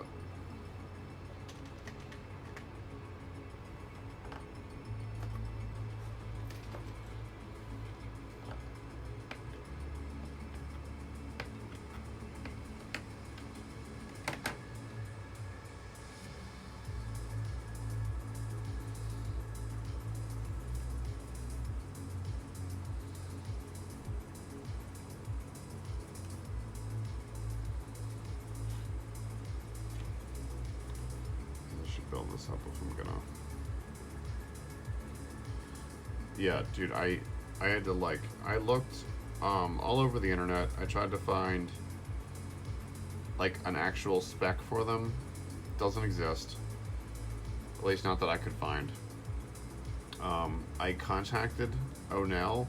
I emailed them and I was like, hey, I want to use these pegs, right? And can I get like some information on them? Or can I get like literally anything to help me like use these? And no response. So I like posted on social media tagging them, asking for like, you know, any information. Silence. So I was just like, whatever, I guess I'm just gonna use them. So I just bought some of their parts. they have like these little parts accessory kits you can buy. So I just bought like a couple of those just to get kind of an array of different parts and just started cloning them.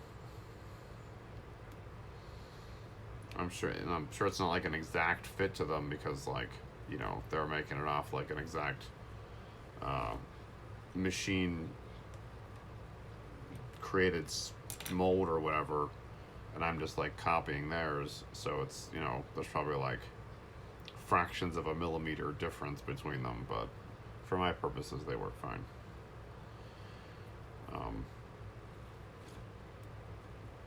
I think I'm just trying to like watch how many generations of them I make, because like, you know, if your resin shrinks like 0.00001% and you like, you know, make a copy of a copy of a copy, it's gonna like, unless you're using the same generations together, then that's probably fine. Once you start mixing and matching them, you might have some like, you know, some play in the joint. So that's all I'm trying to do as far as that, like quality control. Just try to keep the generations together. So I think everything in that bin would be what, second gen? Yeah, I just gave up.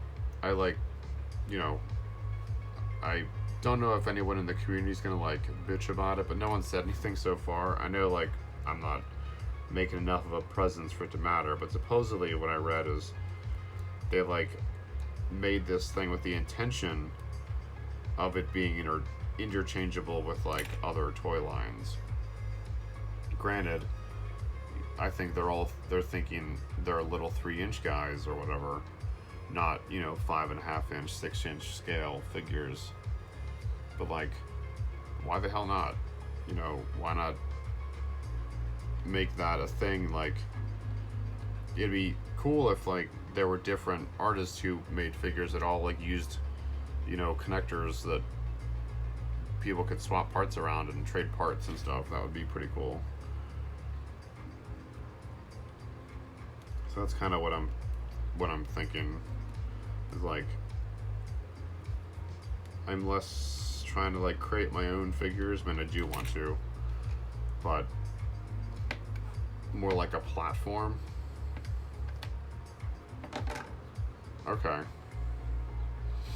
I had read somewhere else that I don't know what they're called.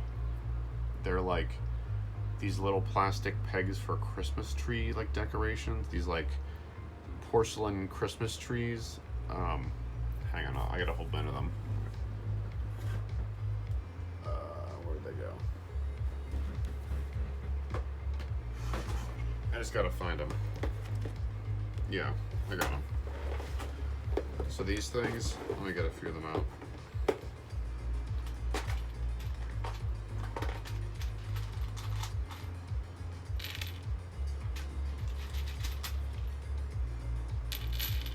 Supposedly these pegs are the same diameter of the Glios pegs. I haven't like measured them, but they also don't have the little like snap ring that the Glios pegs do, so you'd have to actually like add that yourself. But I think if you don't care about it snapping together, you just want it to like fit. Actually, I guess I could test it right now. There's a real Glios part.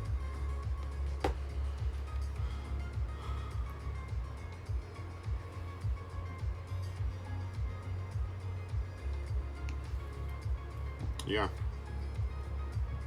Well, there you go. It doesn't like stay, you know, but it works. So these fit the Glios sockets.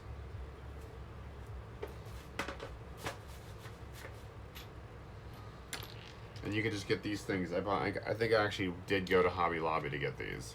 They were like $2 for like 300 of them.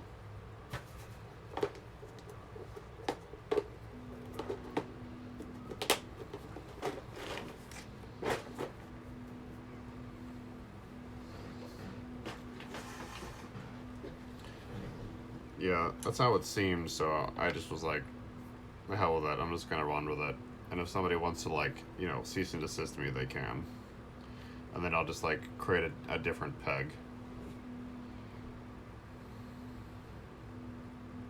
Right. That's the only downside is like there's no little ring. So I just cloned theirs and it's been fine. It's really a matter of like that's where the semi-flexible resin like matters, because like whichever side is the socket needs to have a little bit of give. So the figures that I made initially, I got one here. So this guy, right? That's just a fix. So this is like the semi-flex resin, and then this is Task 9 harder, like it's a harder resin, it's more durable, so that like these will snap together without any like, because this gives just a slight amount.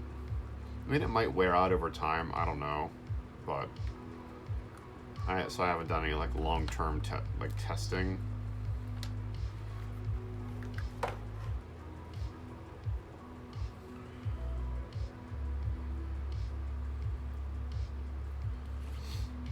Yeah, maybe. I mean, I think it's like you're probably just gonna end up cloning it anyway, because you got to make, you know, a bunch of them.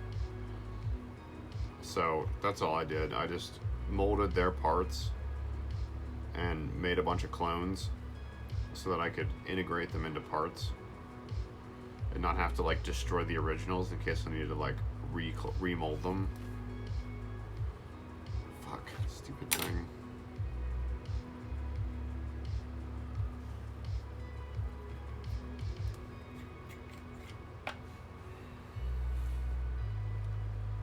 Damn super glue. Sometimes it works great and other times it doesn't stick for shit. Maybe the resin just doesn't bond to the glue. I don't know. Because it's not really the right kind of plastic. Usually works though.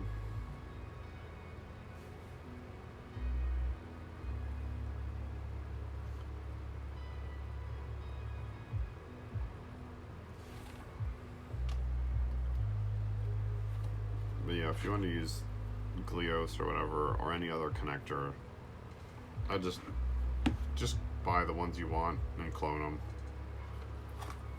Unless it's like a big company like Hasbro or something, I don't know if they're gonna do anything about it. Because unless you're like, oh, I cloned this peg type, like I said, I'm cloning Glios. Like that was like a thing that I announced. But if they want to come at me, then I guess they will.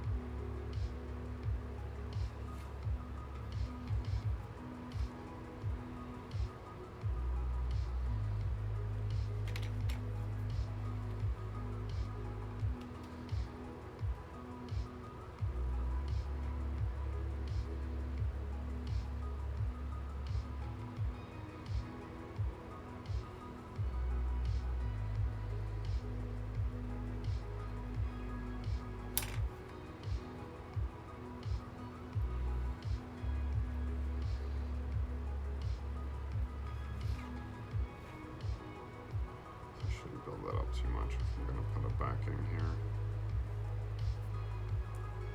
It's not very thick though.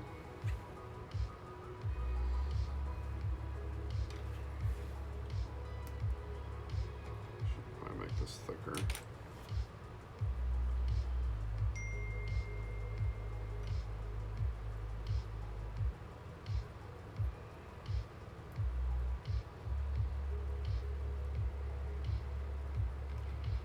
What, a quarter of an inch or so is like how thick it should be. I need to get a pair of calipers like the C-shaped ones, so like I can measure like thicknesses. That's one of the things I'm missing.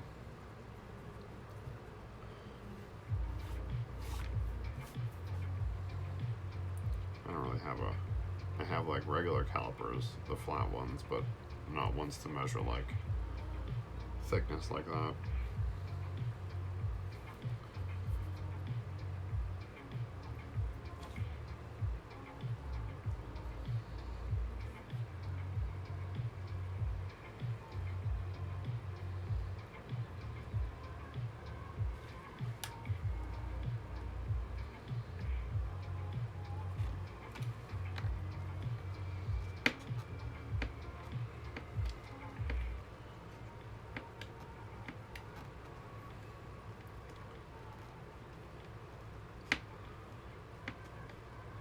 Huh, okay. Yeah, I wanted to try specialty resin like soon. I haven't yet. Mostly because like, when you're like in the middle of a project, like you don't change your tools. So that's pretty much like all that's limiting me from trying them out.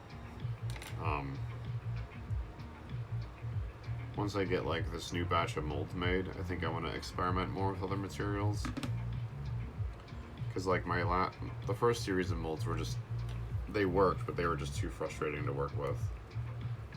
Like long term, they were fine. Like they hadn't started to like harden or anything, but just too much cleanup. And I'm trying to make just more efficient, castings now. And when I get to that point, I definitely want to try out specialty resin and maybe some of those other vendors on that list.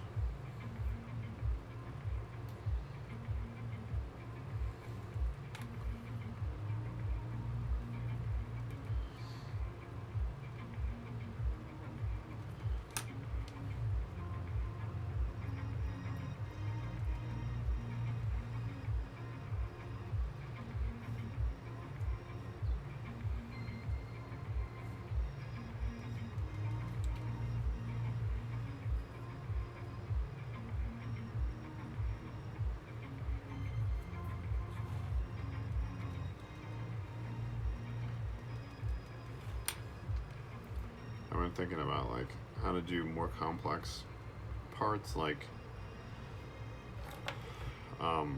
like here, this piece is, well, normally this would be flexible resin, and so you've got like the socket here and the socket here that need to flex a little bit. And I was like, well, what if I wanted to put a knee joint in here? Like, how do I do that? Right? Is it being like a small flex peg? Is that going to be too like soft? And part of this, the thing I like about the semi-flex is like it creates like resistance. So with like hard resins, as they smooth down, you get like it becomes like more loose.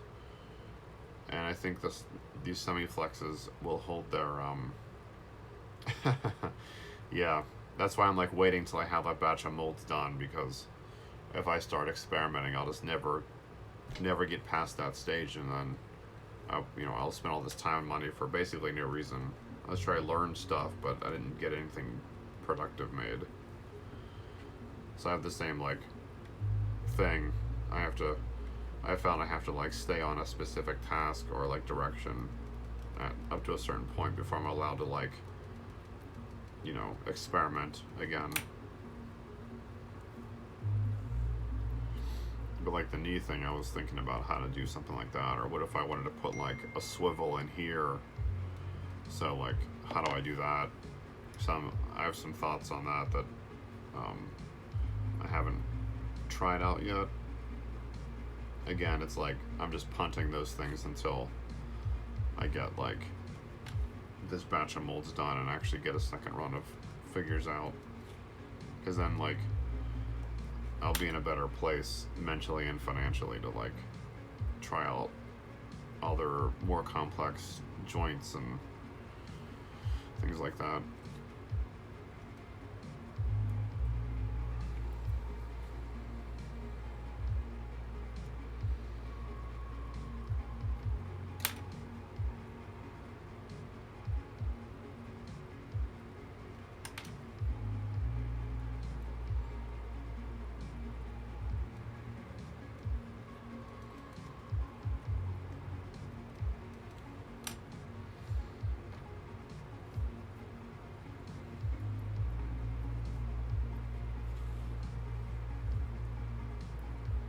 It's gonna take all day for that thing to cure. Or all night, I guess. So we're definitely not getting this to a done spot tonight.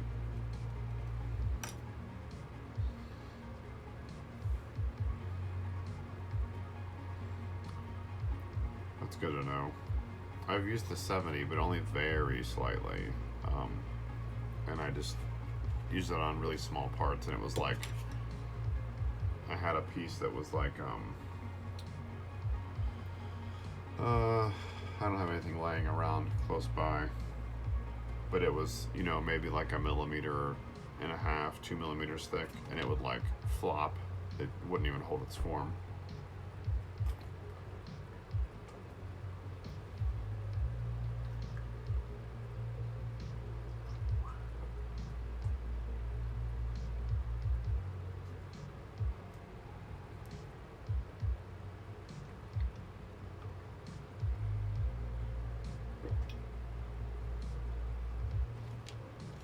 Sorry, I was chugging on the rest of this coffee.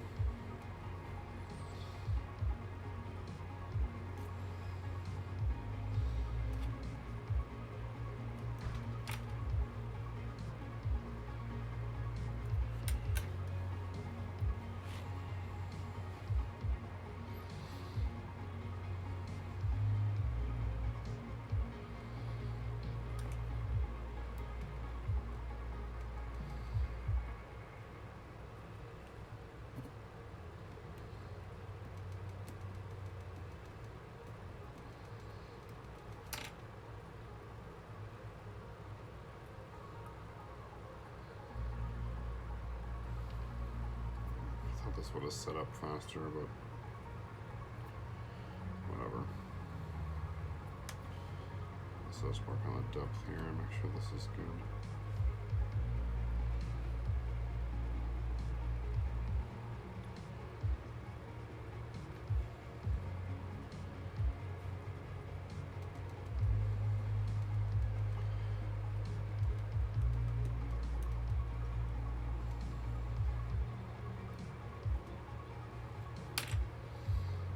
Yeah, I've heard really good things about specialty resins products. I just don't have a lot of experience with them.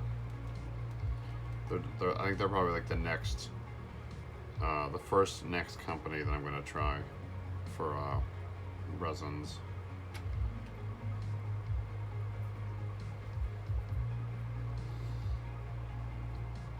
Not that there's anything necessarily wrong with Spulon stuff, but that doesn't mean there aren't better alternatives out there.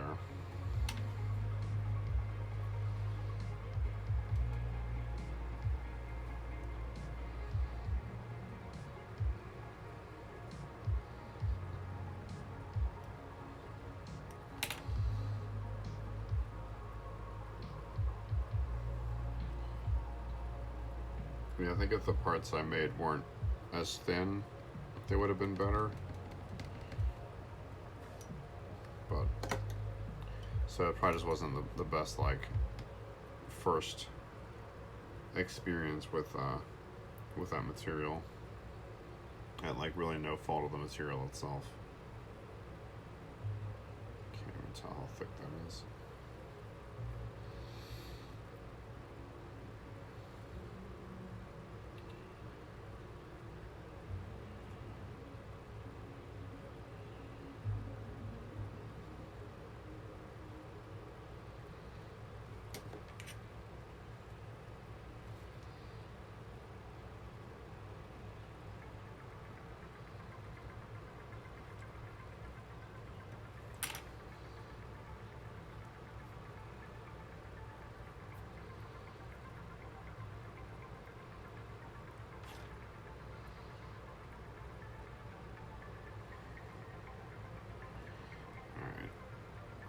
some foam core for this.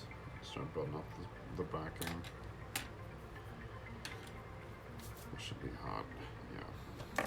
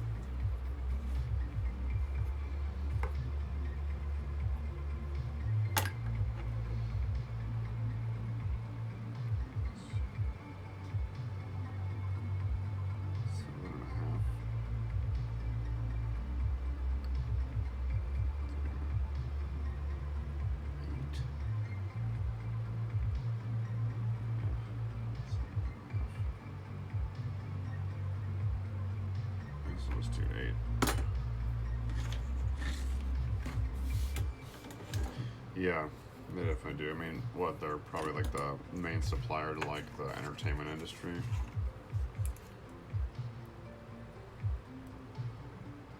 Well, movie industry, TV industry. How tall is this?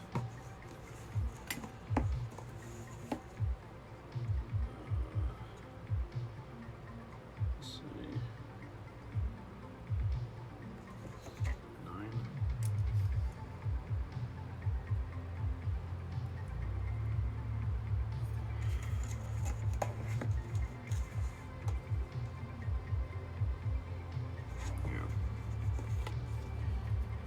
This is another thing I use all the time.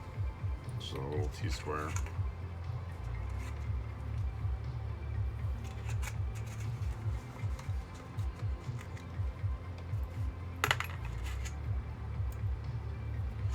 So I want it to be 8 wide and 9 tall. So that's 10 tall, alright.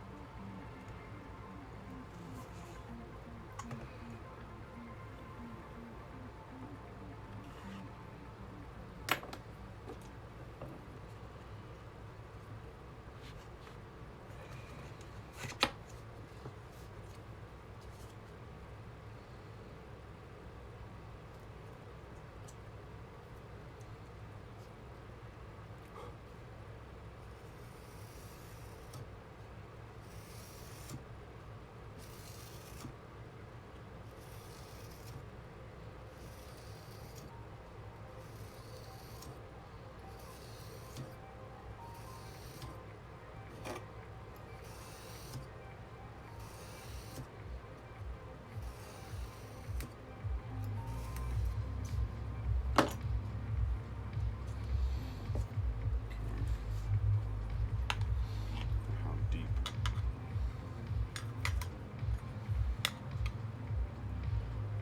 Let's see.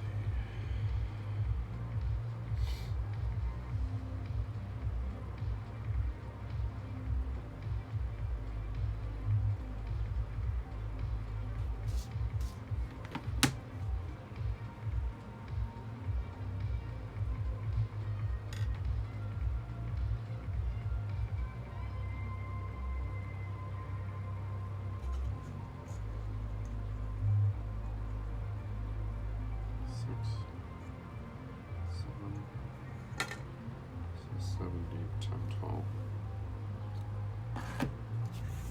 So this is what?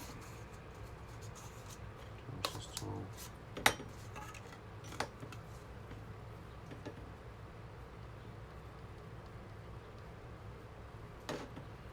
Back 2 centimeters.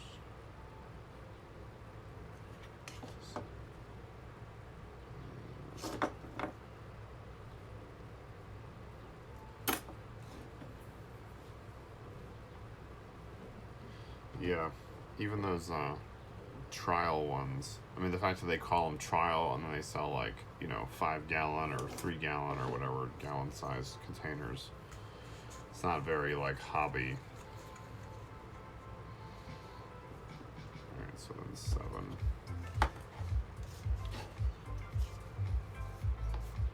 Yeah.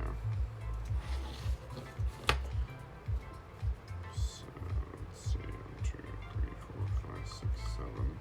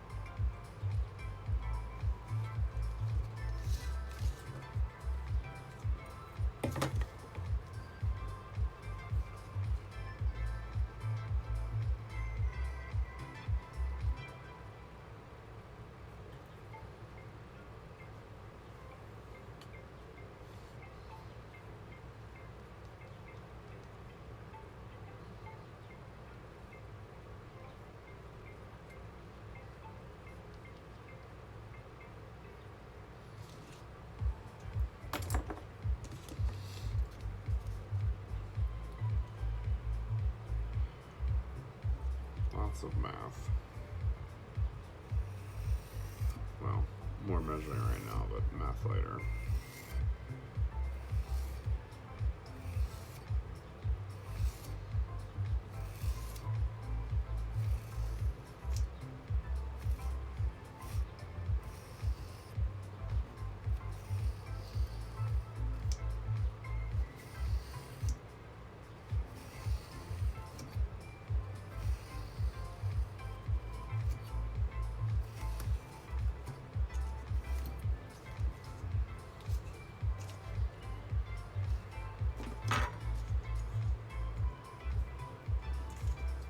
Yeah, something I'd like to be able to do is use like reclaimed plastic, like just like thermoplastics from food containers and drink bottles and stuff. I know you gotta like clean it all or whatever, but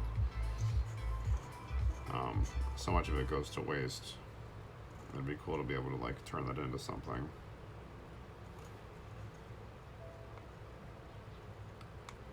Alright, so let's see, we'll mark this.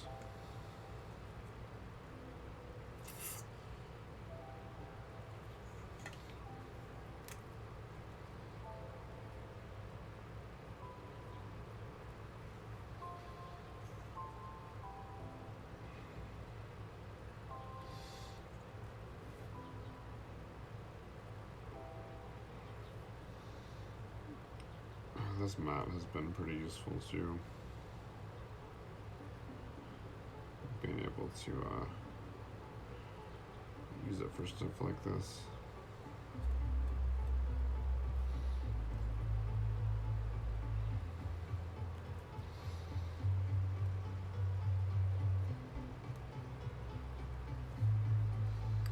That's where these acrylic sheets come in handy, because you can like, on top of this, you can like notate them with a marker and then just erase it later when you don't need it anymore.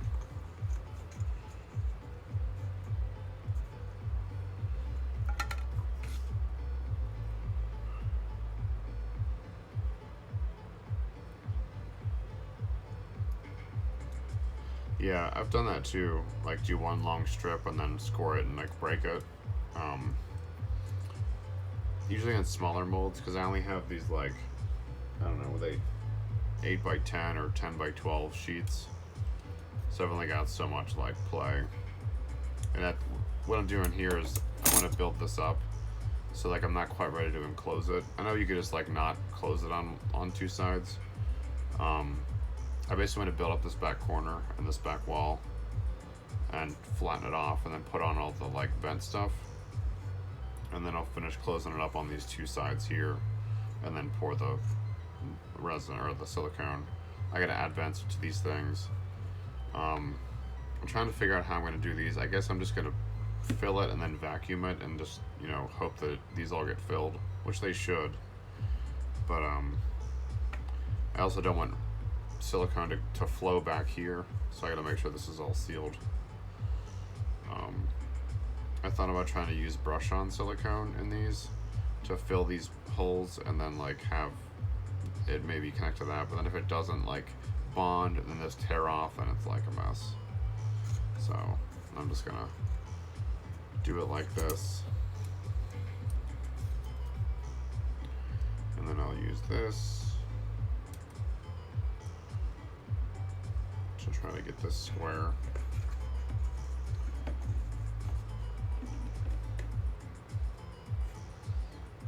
Well, it won't be square, but because I don't think this thing is totally flat.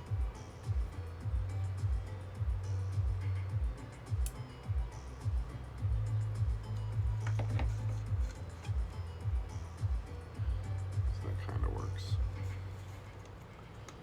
Kind of works.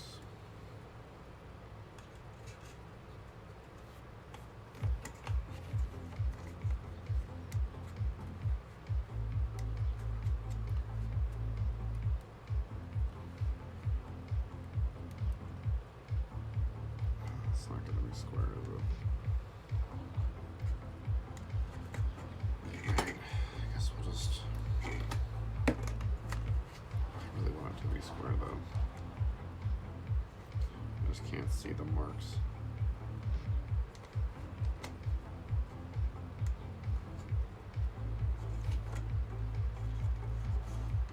Let's see if I do this.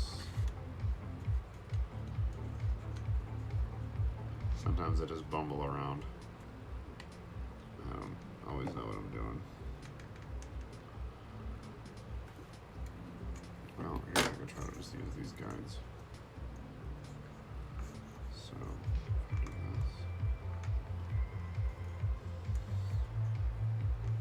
this. Is it leaning back? Yeah, a little bit. Okay.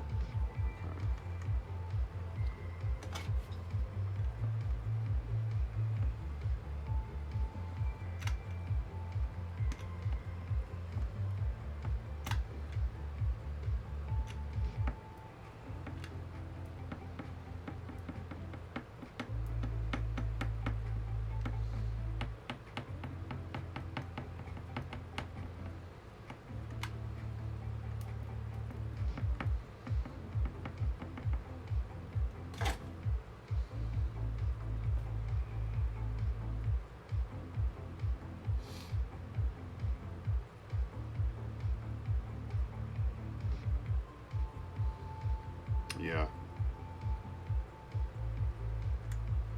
Yeah, I should do something like that. My only issue is like when I close up the mold and like if this is the front, right? I've got like so little room. So I feel like I'd almost have to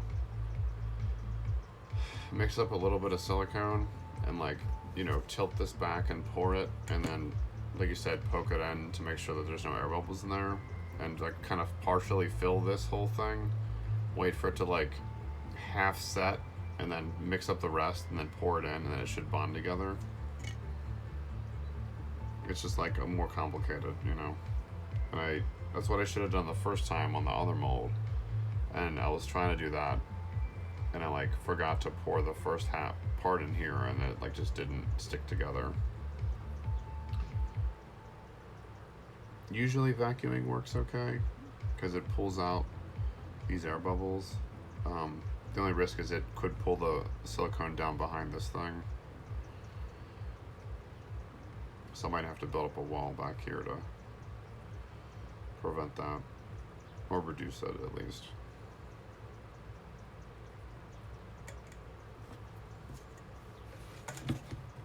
Yeah, don't slide off the table. Okay.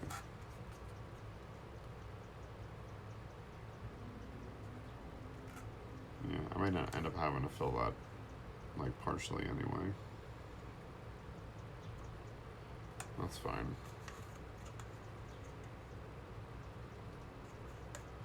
Alright.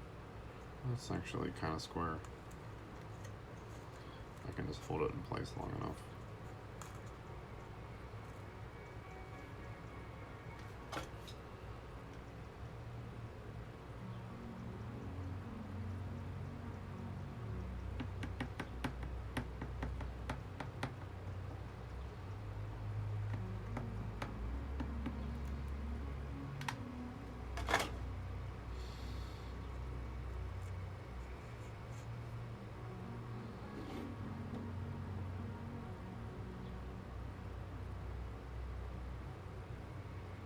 Yeah, that's true.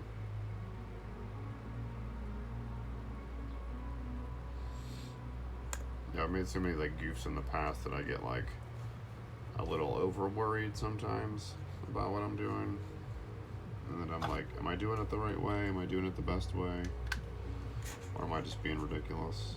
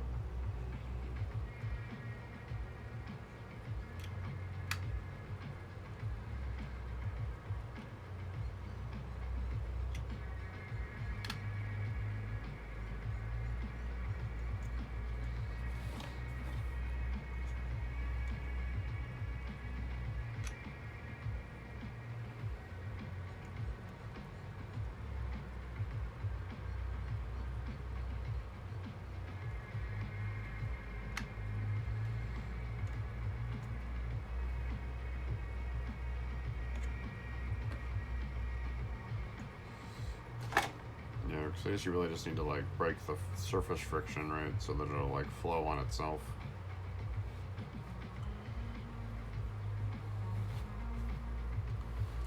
I think that's probably good for today, for this.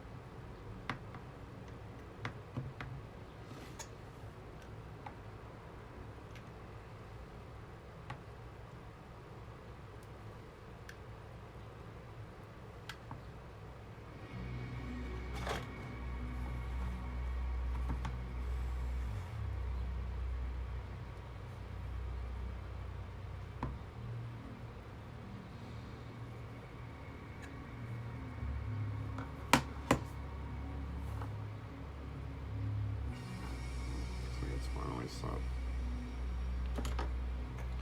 See where this is at.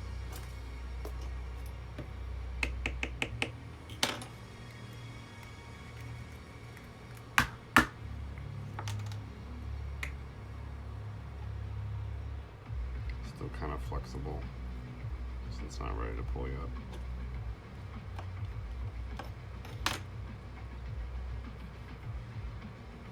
These thin parts, they take forever to set, well, fully cure.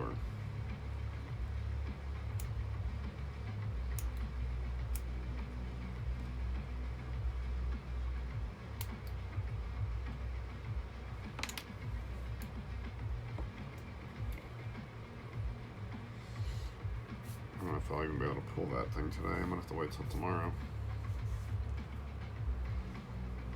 I don't want to like distort it trying to pull it out.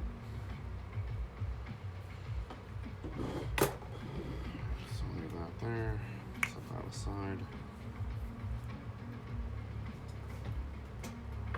Done with the glue gun for today.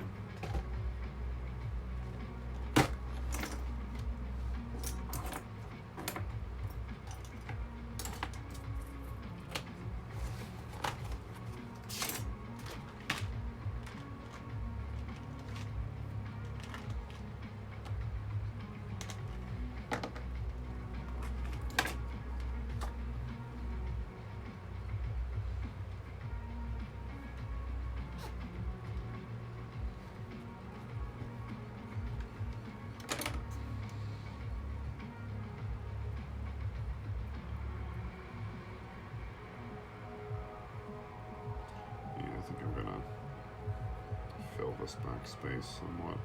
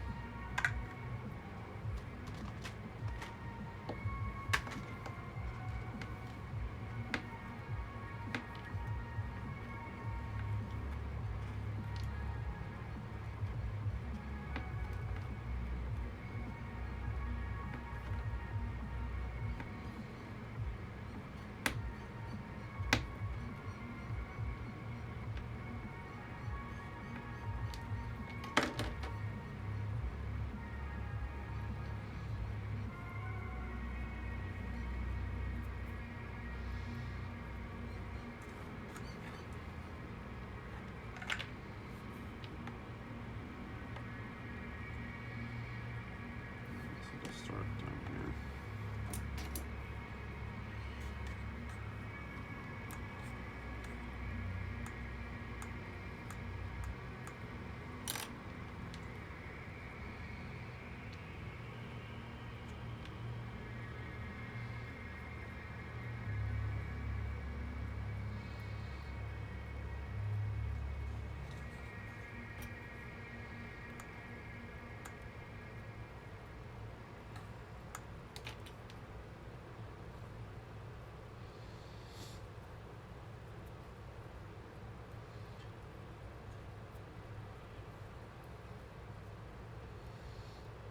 I just drop some like resin chunks down into there to give like something to take up space, and then the resin to like kind of like bunch onto, so I don't have to just build it up on itself.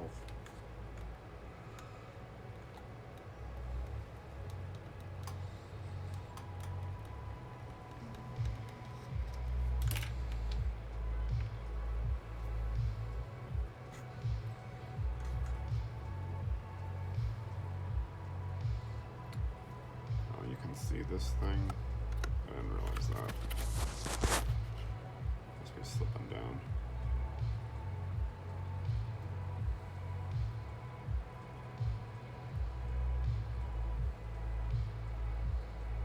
I just realized.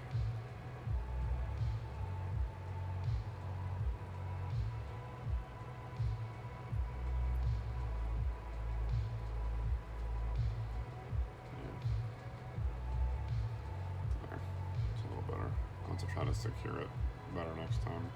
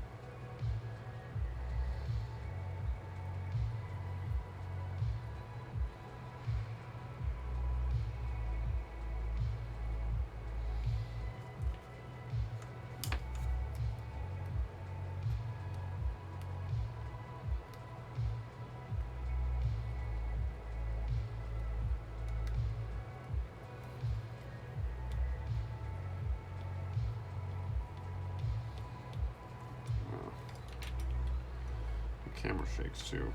I'll have to try to weight it down. This is still a very crude setup, but it's just a little better than it was yesterday. The phone's too wobbly.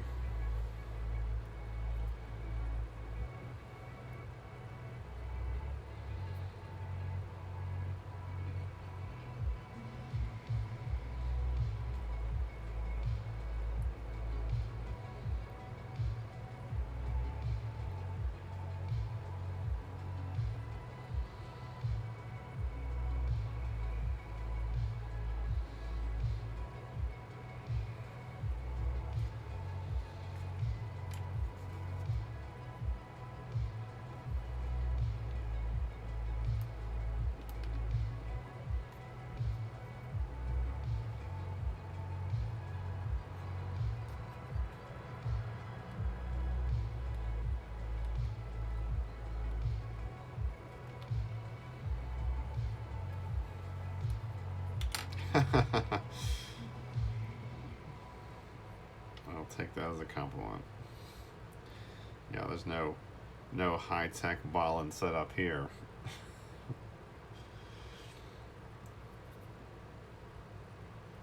I built this like really crude cardboard like arm thing, because a friend of mine who does like collage art, um, Red Wizard Collage. So he like does stuff on TikTok, and he was like, "Oh, you should use TikTok. It's really cool." And he had like one video blow up, and so he's like, "It's like a good place to get like exposure and stuff." So I like did a few, and it was like kind of fun, but it's also kind of annoying because I shoot a video like this for like an hour or whatever, and then I have to cut it down to like a minute. So it ends up being, like a time lapse video of like at a kind of a weird angle, and I don't know. So I kind of give up on it. I feel like this is a little bit better because like people are kind of expecting to just watch stuff in real time as opposed to like just flipping through 15-second 30-second clips on TikTok.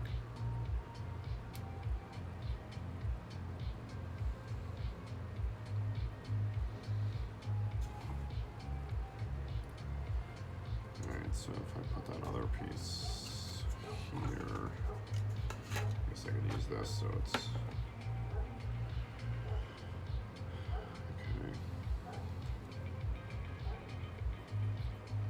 build that up. I'm just going to work on these two corners for now.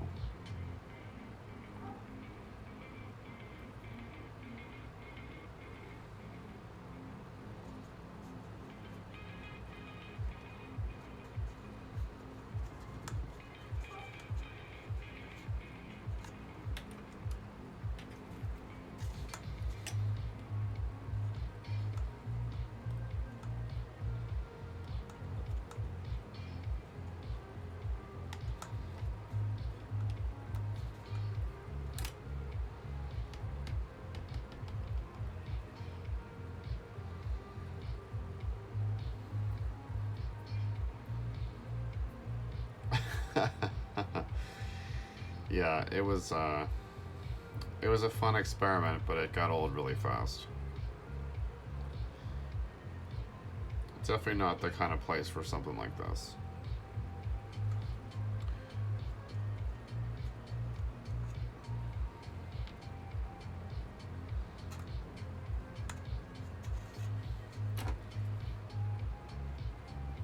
But like before that, I mean, I hadn't edited a video in a decade, probably. So like, that's about all that was cool about it. Was it got me to like do a little bit of video stuff, which I hadn't done in forever. But yeah, it's too weird of like a format, or not a format, but like a medium or a whatever. Like, I don't know if people even want to see on there. I feel like it's just weird shit. I mean, I'm not gonna dance on video. No one needs to see that.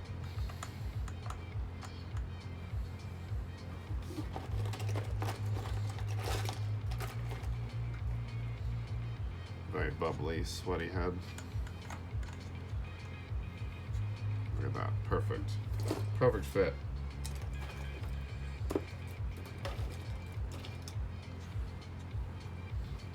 Look at you, scrap resin. You're doing it.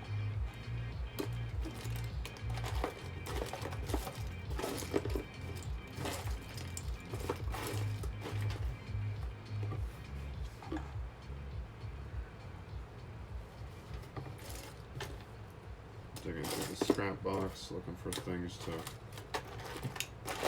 fill these spaces a little bit. It kind of works. Maybe if I cut it down.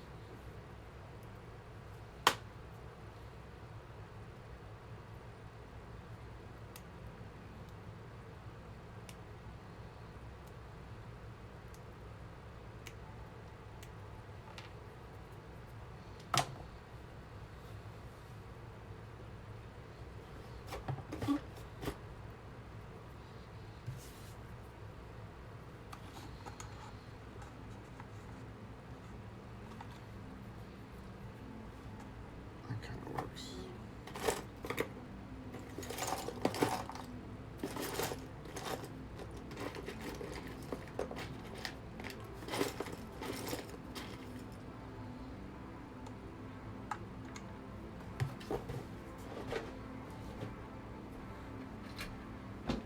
Yeah, it's definitely a weird phenomenon. And I guess it's just being part of something, you know? And it's like an easy thing where you don't have to like think. You're just like, oh, I'm gonna like do this dance to this song and like I'll be part of a thing. Like, and I guess like that's fine, right? I mean, people who like not everyone's creative or like knows how to channel their creativity, and if that like lets them feel creative, I don't know, I guess then go for it. But it's definitely not for me. I need a smaller piece than that.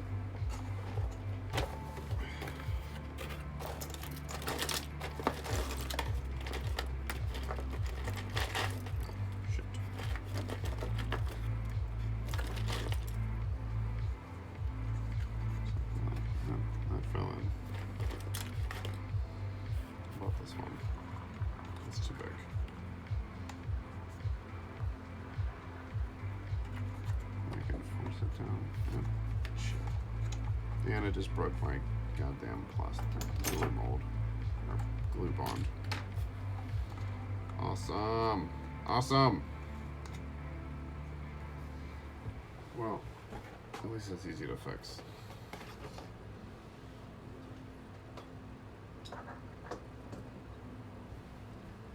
I knew that. Too thin of a bead. Alright, so we'll wait for that to heat up.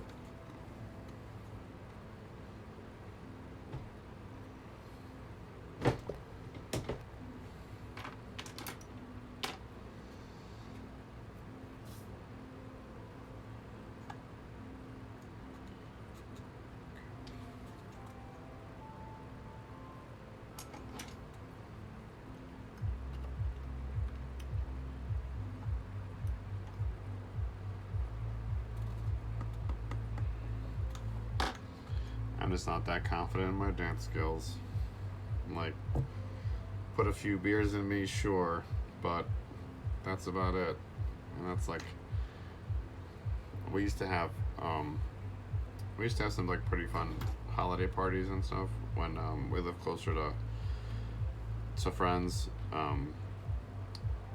and there would be like enough times where, you know, everybody would start like dancing and whatnot, and it was pretty fun.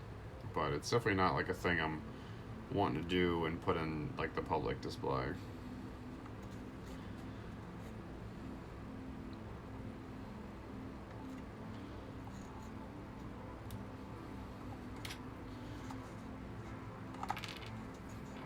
Whatever.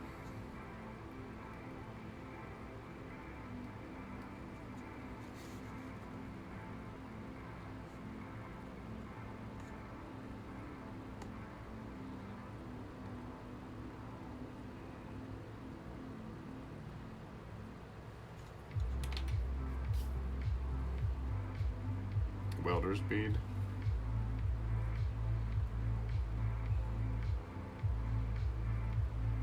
I'm not, my welding terms are a little weak. Usually I'll spread it out more, and I probably didn't clean this thing before I used it. Usually this stuff leaves a little bit of residue behind, and it can prevent the glue from sticking, so usually I wipe it down with alcohol, which I'll just do right now.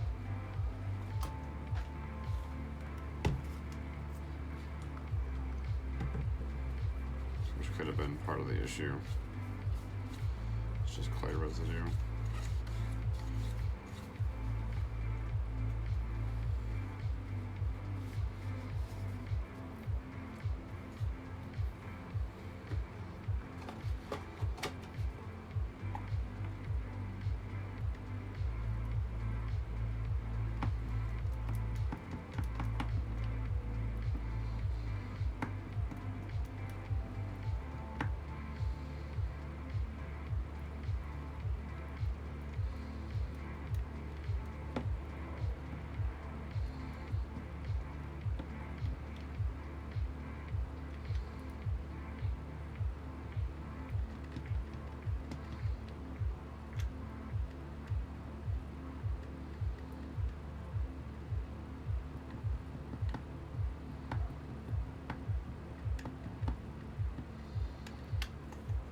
It's ugly, but it should work.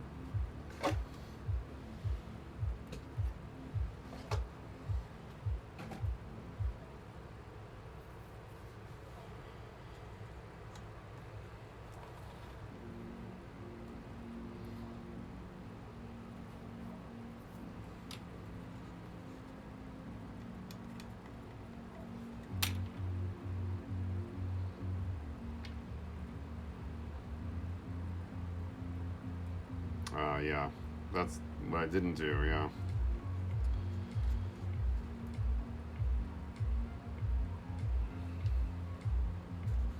So hopefully it should stick now.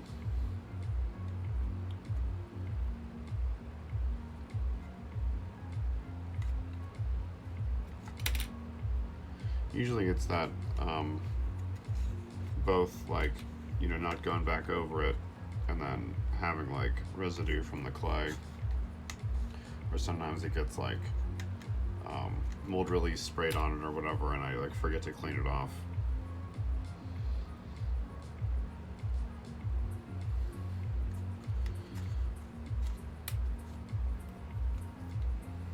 Actually, there's this one. Yeah. I should, like, be giving it, like, an over gluing, basically, instead of trying to, like, cheap out on it.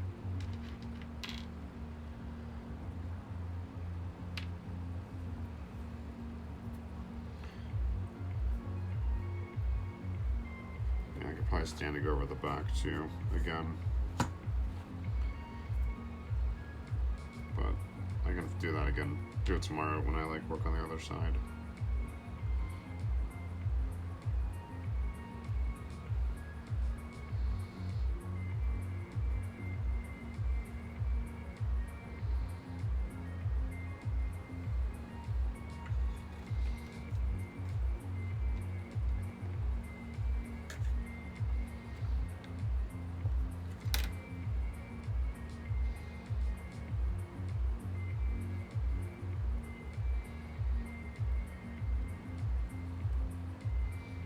Trying to keep my hand out of the way of the camera too, and that's taking a little getting used to.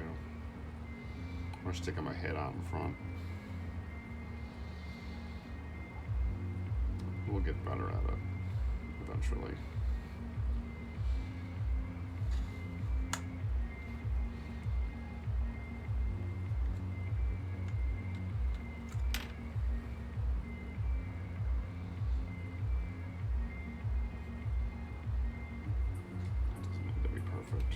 It's just filler.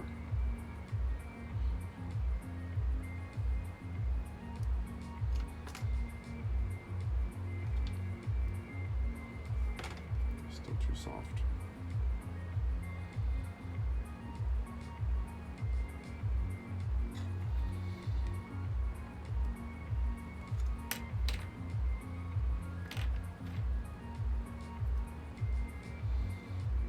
This is definitely some of the drier clay.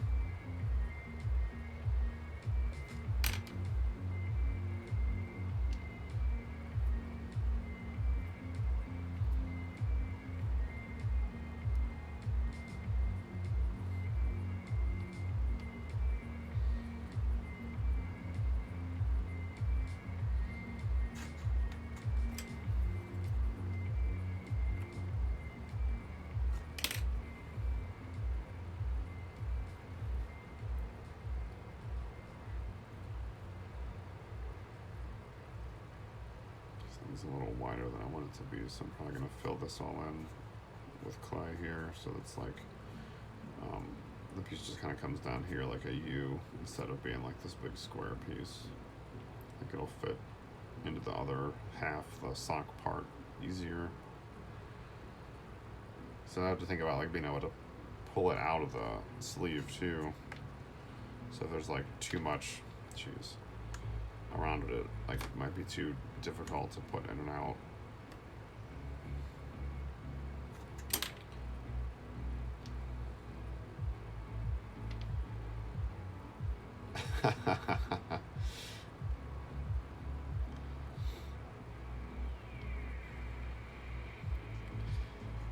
have not experienced that yet.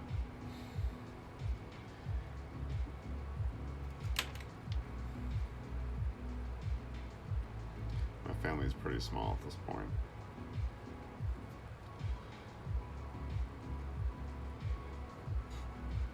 I don't have any. My grandparents are kaput. But they lived a long time, so it was good.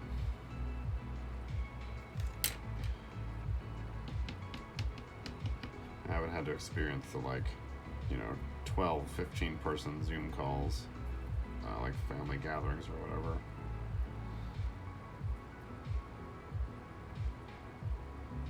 We've done a few happy hours with friends, and that was fun. I mean, as fun as a 2-hour Zoom call can be, even with people you like.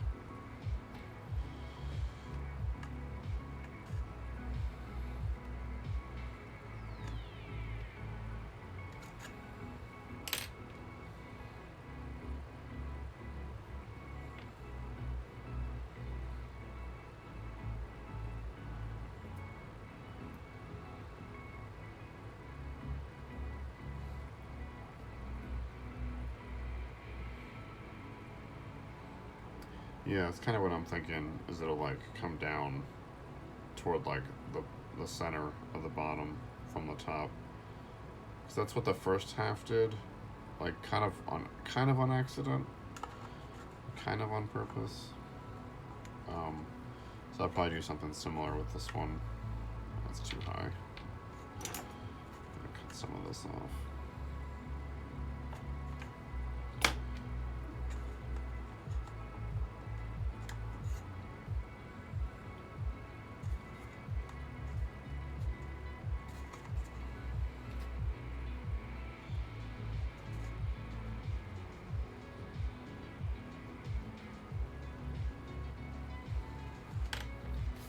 Yeah, because the other one has it kind of has a taper.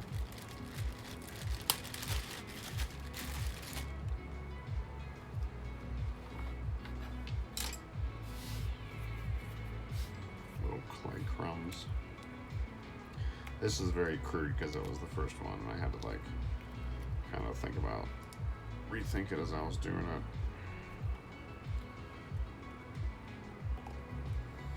So it kind of has that. It's still angled on the sides here, and this is way too thick, in here. But yeah, so kind of like that, but less clunky.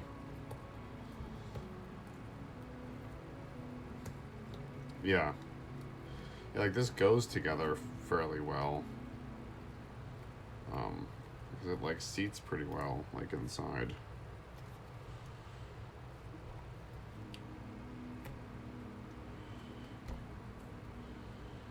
So I'm gonna do that, just a better version of that, if I can.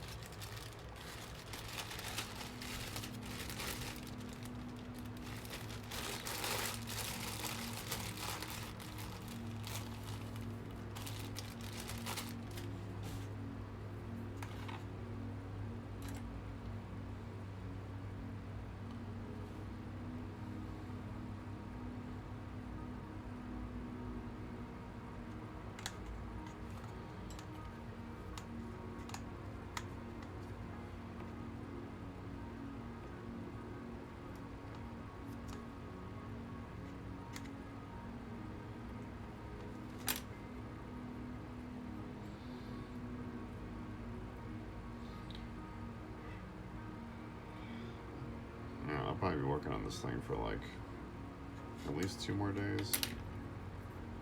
Just with trying to get this first form built, since it, so much of it defines what the second half is going to be like. So the more efficient I can make this, with that taper, with it shaped, I can make the second half will be a lot easier to pour. So I really just have to build a box around it, and that's pretty much it. Whereas this one is really defining the shape of the mold itself.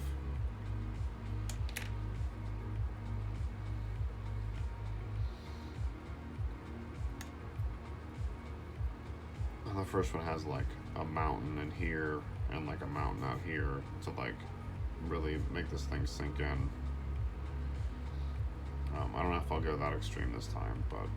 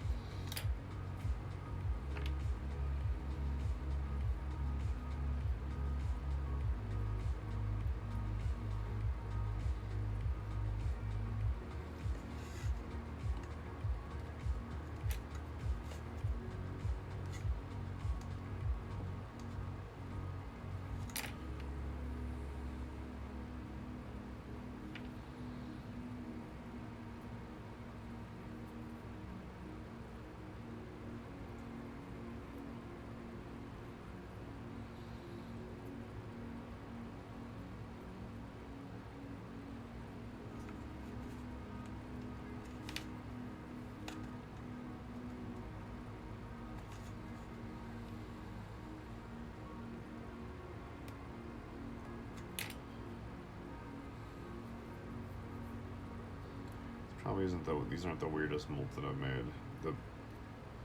I made one 3-part mold that ended up being like massive for like these 4 discs basically. It like worked really well as like a gang mold, but it was a massive heavy mold.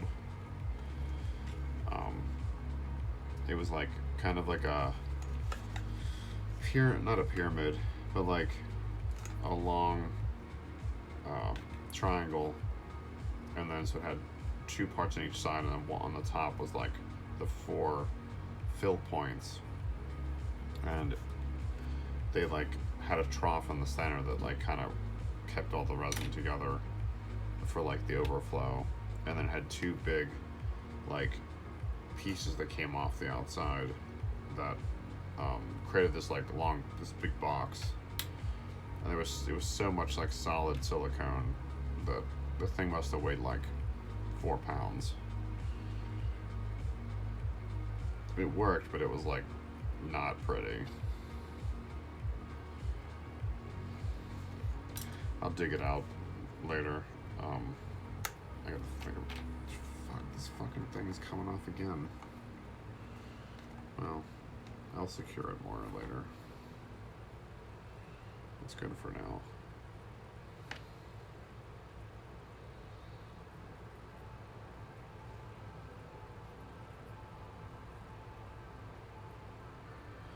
Just putting too much pressure on the walls.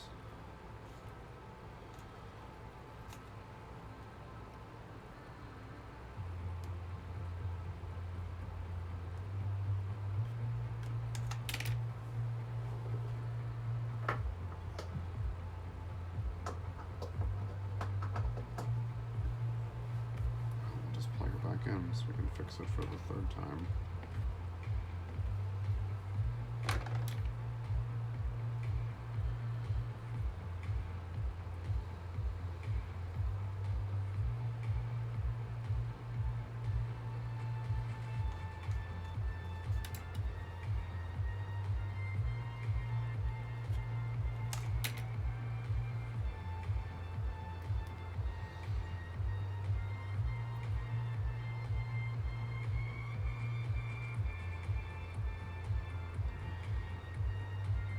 Yeah, I feel that. That's kind of how I felt. I was like, how and why did I make this mold this big?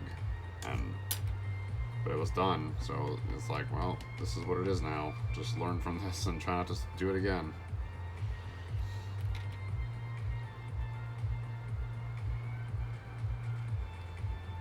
Yeah, I've been thinking about glove molds too. I have kind of experimented with it in the past a little bit.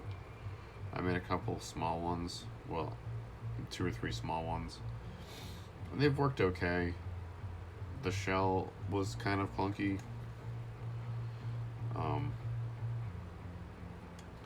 but it's something I want to revisit because it really does save material, at least on your silicone, and like plaster is so cheap that there's no reason to, use something expensive when cheap plaster can do the same job to just fill space.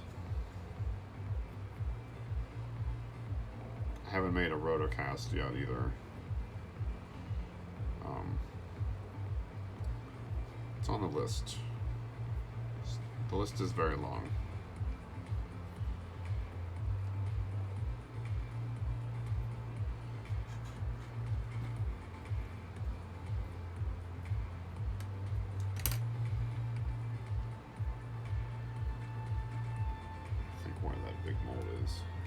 I know I have it like, oh, it's in a box here. I'll dig it out.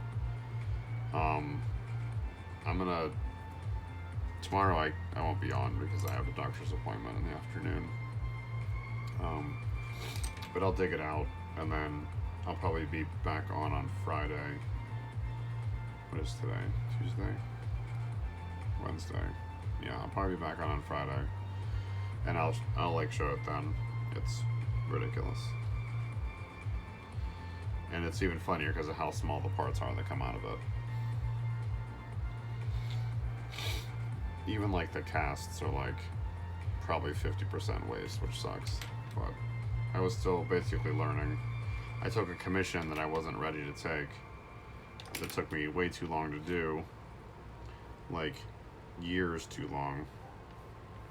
So I've basically like made a decree that I won't like do commissions anymore. After like not really screwing it up because I still got it done, but it took like way longer than I planned, and I struggled a lot more with it. Like I was so stressed out with it that I almost wanted to get out of like the stuff entirely. But once I finished it and was able to focus on like my own stuff that I wanted to do, it like kind of reset my interest. So yeah, I like won't do commissions anymore for that reason.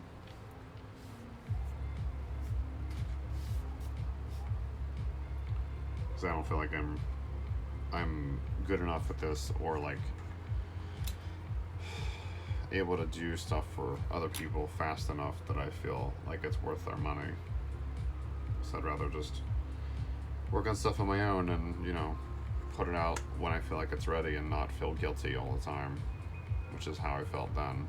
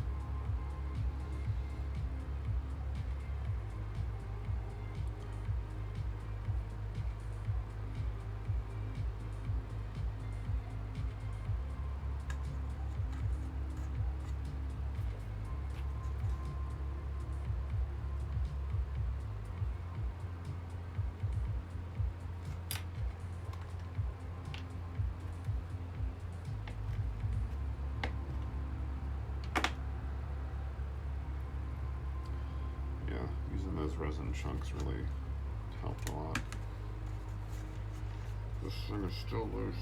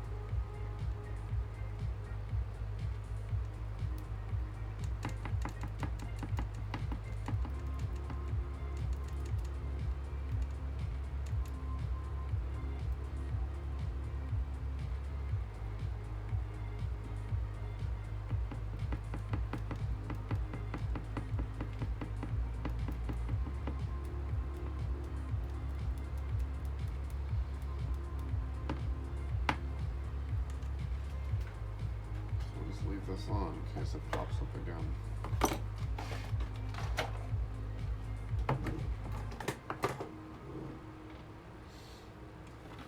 Yeah, that's what it comes down to too. Like the guys, like, the sculpts were cool, but it like wasn't really, you know, what I wanted to do, as most commission work is, regardless of like what field you're in.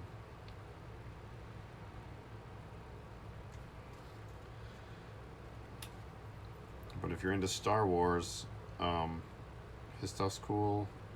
He's it's Blue Ghost Productions, BLU Ghost _ Productions. He does these like peg people sculpts, and I guess he's got. I like initially asked him when he came at me about it, you know, with licensing, and apparently he's got some kind of deal with is it Hasbro, Mattel? I forget who owns Star Wars now. But he had like clearance to make them. I guess they get a cut. I don't know. But it like, I was still figuring out like how to do everything, and I was learning that things I thought would work wouldn't work, or wouldn't work how I expected they would. So things were, you know, more difficult than I planned, and I kept like making bad casts and getting frustrated and getting set back, and it was like, I eventually just like lost a ton of money doing it. You know, I got paid for it, but I still like lost a bunch of money because I would have to remake stuff on my own cost because I screwed it up. Which always sucks, you know, but when you goof it up, like, you got to. So it just kind of turned me off from doing commissions entirely.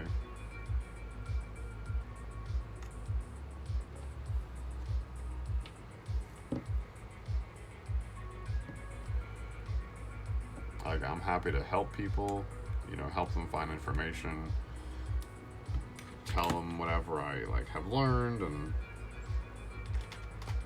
you know, offer whatever guidance I can for the limited amount of stuff that I know. But I'm just not really interested in doing commission work anymore. Well, ever. Okay. I thought it was Hasbro. I wasn't totally sure, but because what, Mattel went under, right? Or, cause I watched The Toys That Made Us, and I think they said like Mattel went under and Hasbro bought them or something, because what, Hasbro owns Barbie now too? I don't know. I don't keep up on who owns what. My collecting is pretty limited, honestly.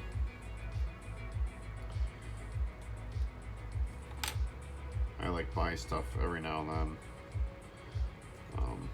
Like, I bought a couple of these Origins Masters figures you can get at Walmart, and they're cool.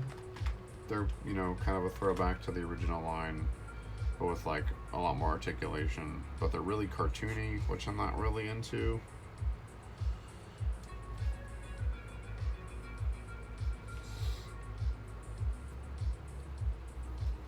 But they're still pretty cool for, you know, figures. I don't really buy. I buy like other stuff. I kind of just buy piecemeal. I've got like a few Masters of the Universe classics. I've got a couple Marvel Legends. I've got a couple DC. What is it? DC UC? I forget what that is. Ultimates Classics or something. But I really just kind of curate more than collect. It's both money and space of I'm lacking, so I can't really collect anything in any meaningful sense. Huh, yeah, that seems about right. They own fucking Magic too. They've owned them since like the early 2000s. So they basically own everything that I like, which is kind of annoying. But whatever. Can't do anything about it. and they're now trying to like cross promote everything. It's a mess. Yeah, I remember that. That's I all I remember is Kenner had Star Wars. Mattel made Masters Universe. Mattel made Barbie. Because there was Matty Collector. You could buy like the classics figures you bought directly from Mattel, and I guess they got swallowed up somewhere between what the mid 2000s and recently. I don't know when that acquisition happened.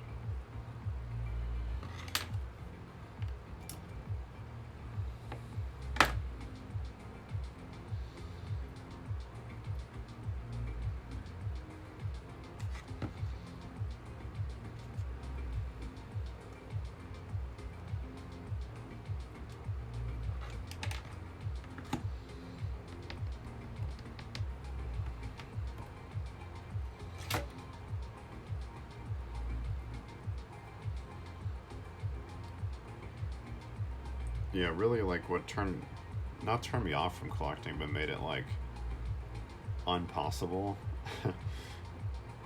is when we had that Amazon business, like we we had like 2,000, 2,500, hardback books on the premises. So we would, when we moved, we would take them all with us. We would have to find a place that had a garage or like a big bedroom to put them all in. So we kept all of our stock like in the house, in the apartment, whatever. And so like there was never room for collections. There was nowhere to put it because there were books everywhere. Because that was like our business. So I just didn't collect anything. I sold off a lot of the stuff I had from before. Like in the 90s, early 2000s, I bought, McFarlane Toys stuff, and I sold all of that. I sold most of what I had, and so I've just like picked up a few things like kind of piecemeal, just based on like the sculpts themselves, or the paint scheme if it was like a variant or something. But yeah, I don't collect anymore. So it feels like disingenuous to be like making toys for collectors when like I don't collect anything. But I guess because like I couldn't collect anything, I was like, I've wanted to like make figures since I was like a teen, and was had like He-Man shit, and was like, I had a friend, we would customize our figures and like really crudely customize them. There was like a short time where this was in Western PA. We went to some of the drivable Comic-Cons and Toy Cons or whatever, and a few times like I got a table, or we shared a table, and I sold all my customs. Like people bought all my customs. I like put them on card backs and stuff. So this was like before social media, before like Instagram and sharing photos and sharing toy customs and stuff. So like I was doing this stuff before then, but I couldn't like get to a point where I could like make my own things. And so I tried to do it for the longest time, off and on, and finally started doing it when we moved to Erie. And that's what, 1 year here, 5 years in Buffalo, 2 years in Chicago. So that's 6, 7, 8, 9 years ago. Wow. And then so I kind of like experimented and spun my wheels for a long time. Started doing that commission, and now I'm here finally. And by the time I get to doing the thing I wanted to do since I was like in my teens, not everyone, but like lots of people are doing it, which is cool because there's more of a scene for it now and more of an interest, and it's more accepted. But I also feel like I'm late to the game, so to speak. So I basically make stuff for myself that I think is cool, hence like the Glios joints, and trying to make like interchangeable figures, kind of like toys as Legos, or more so than like you collect this one off. This is what it looks like, unless you know, chop it up and repaint it to give some like swappability and playability to these, as opposed to like, you know, they're just like on a shelf. Not that, I mean, mine are always on the shelf. It's not like I play with them. I also don't have children, so I don't really have a reason to play with them other than just to repose them so they like look different as instead of the same pose they've been in for, you know, a year.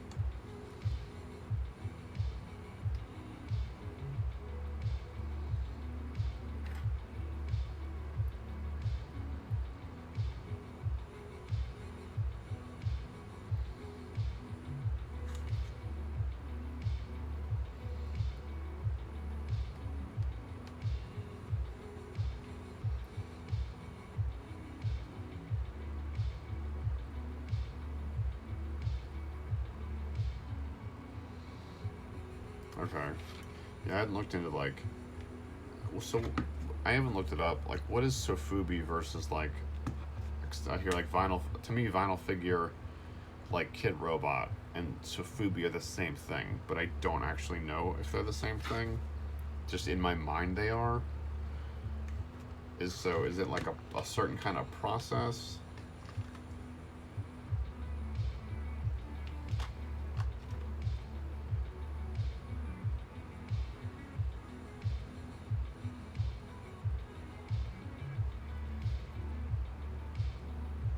Yeah, they're really cool, like showpieces, you know, like they're cool accents, like almost like interactive art you can play with.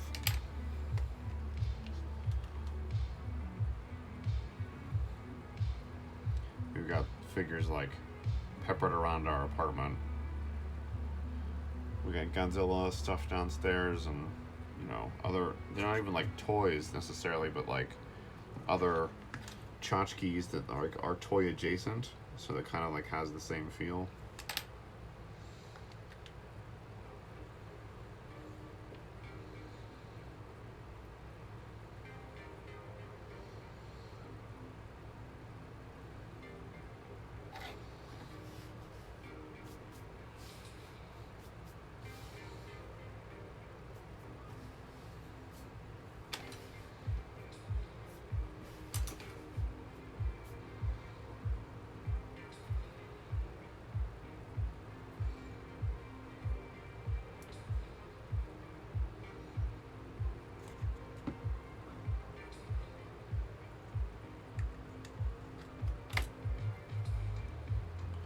Okay.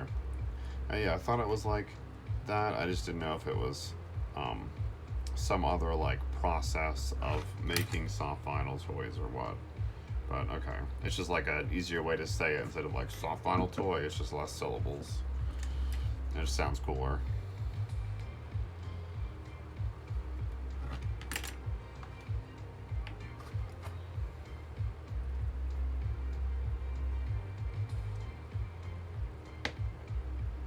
It's weird. Twitch feels a little dated because like every other chat platform is like so and so is typing, so like because I'm just talking. Okay. Yeah, that does sound a little complicated. It's like I looked into I was like, oh, injection casting, like how do I do like thermoplastic casting, and like you can do it, but it's not easy, and you can like, you know, make tiny little pieces, but nothing complex. Especially because like you need metal molds, which means you need a CNC that can carve it, and you need like blocks of aluminum or whatever. And I'm just like, never mind, I'll just use resin.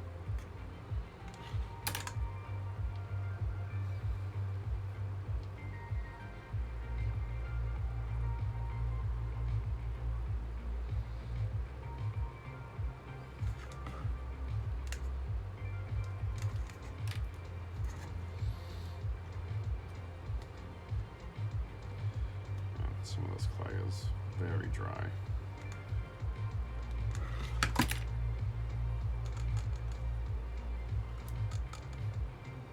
Actually, I'm gonna hit the back of this.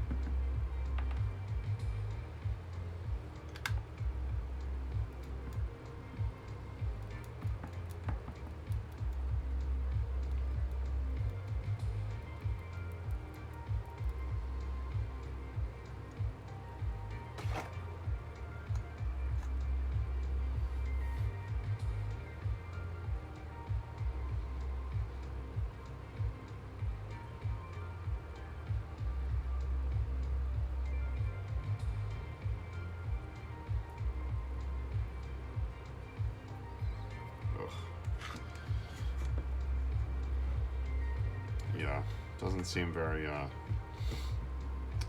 very cost effective unless you know you're gonna sell like a bunch of them.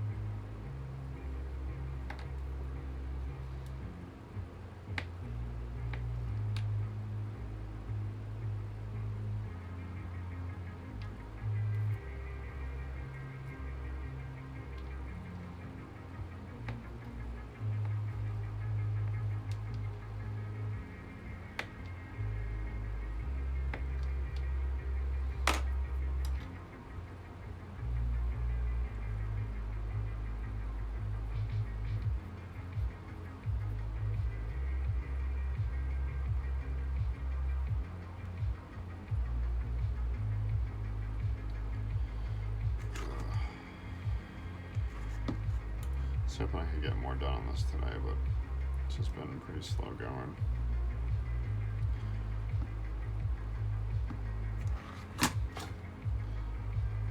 That's pretty close. We can try pulling that. Let's see what that looks like. I'm excited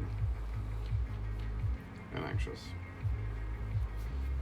I always like assume something's gonna be wrong. Like that's how often I screw up. I'm gonna mute this camera because I've still got air in the tank.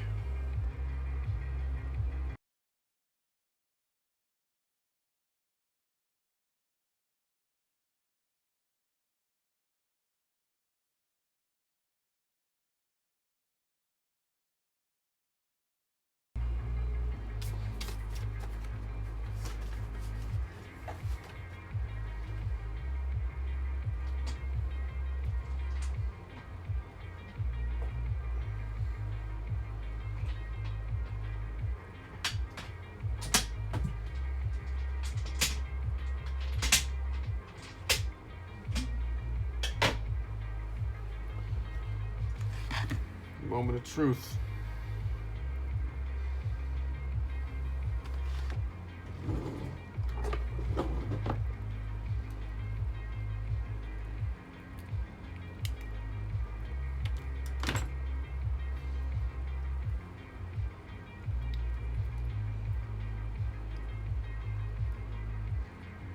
Just push this thing out.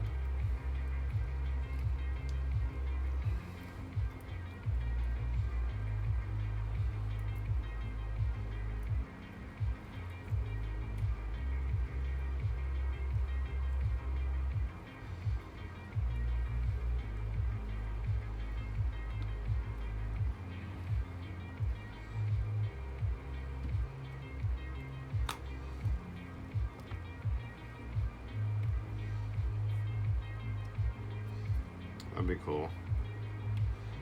I mean, sculpting your own stuff is like obviously like the coolest thing. Look at that shit.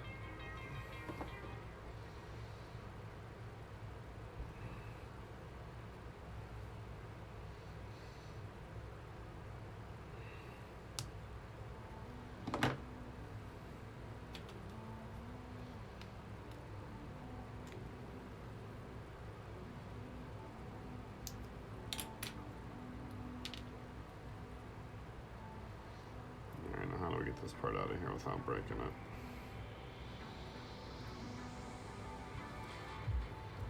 Guess we just bend the shit out of this mold, right?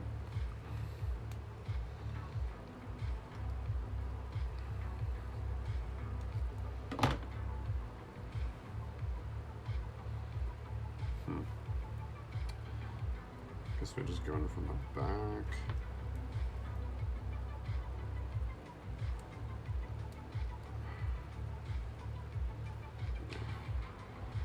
Don't want to scratch the part doing this.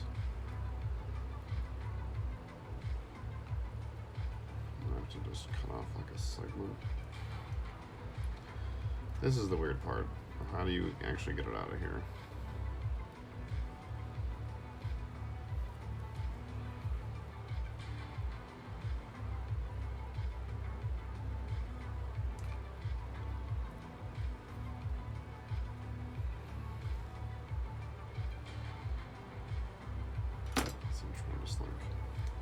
Yeah, there we go. Just fucking snap it off.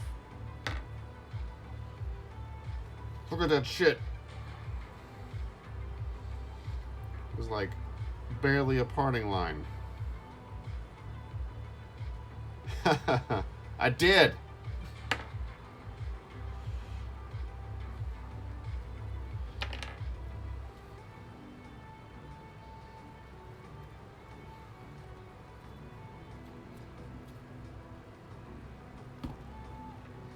Oh yeah.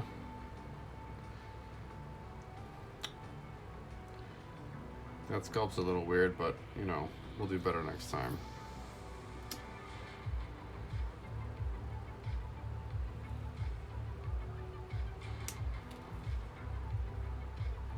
One tiny air bubble. I'm happy with that.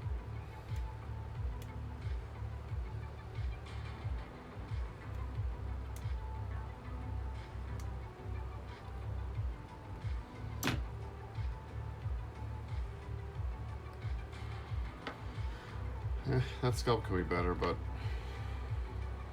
that's a pretty good result.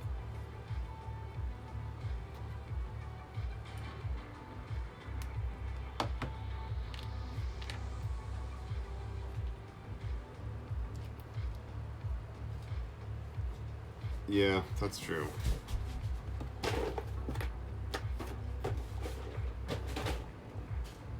So like when I actually want to do with these molds, because I'm a masochist, is like I want to get which means I probably shouldn't have cut that off, but I wanted to get like 4 to 6 like good casts and then mold those, like make a gang mold, and that would be like the plat cure stuff.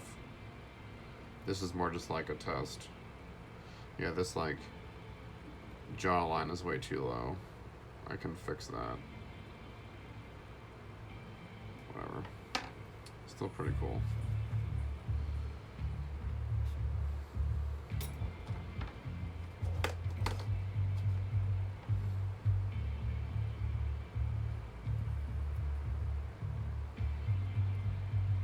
This is like the first like all original part that I've made, so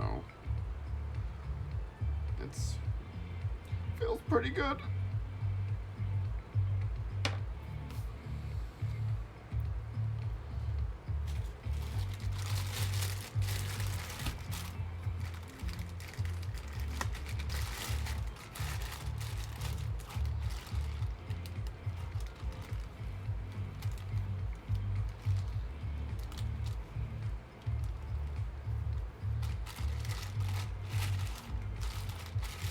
Progress. Yay.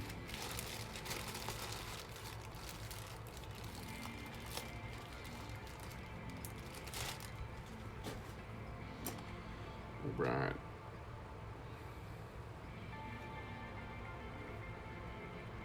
It's like a real faint parting line right here. A little slight sanding and you won't even notice it. That's... His face is super weird.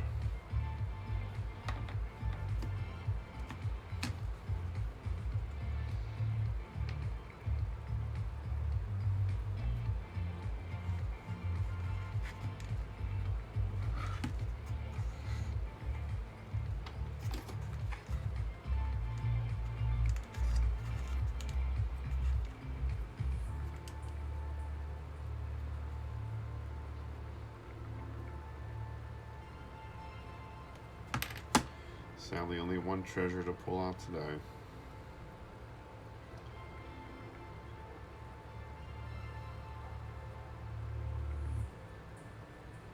Okay.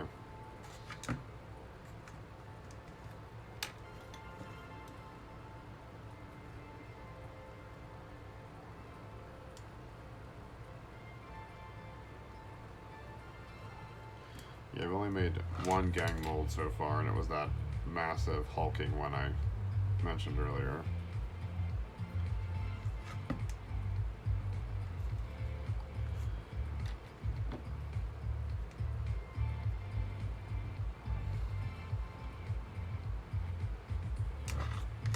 I guess really on this thing, because the way it goes into that sock, I could probably cut it up the back where that part was here, and it would, like, there'd be no negative effect, and I can just open that to clip this back part off. Yeah, I could look at that next time I cast it. One little air bubble there.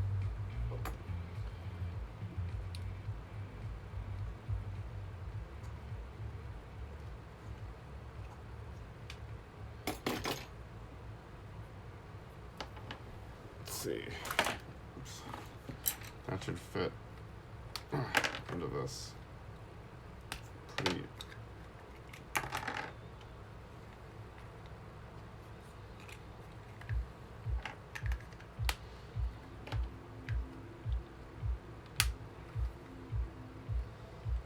It's a little thick right there.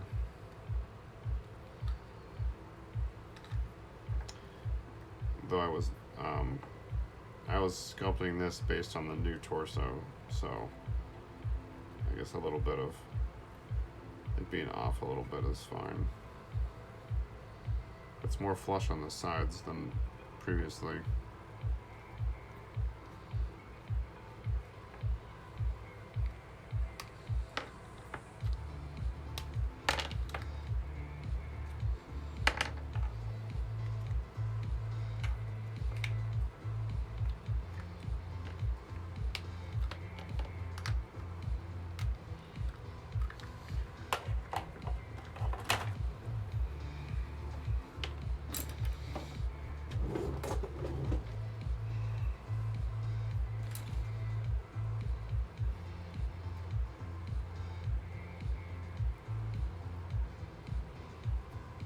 The little victories. It's the big ones are very far apart.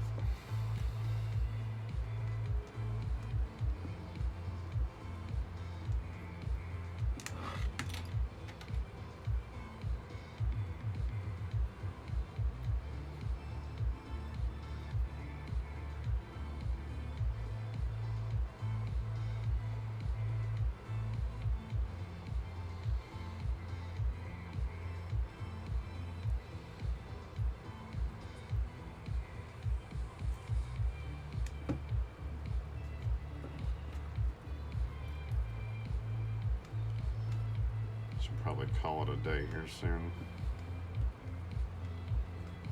I know I'm not going to get this to a significant point today, but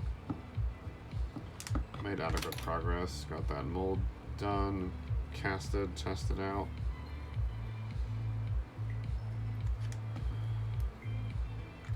I guess that's good enough progress for one day.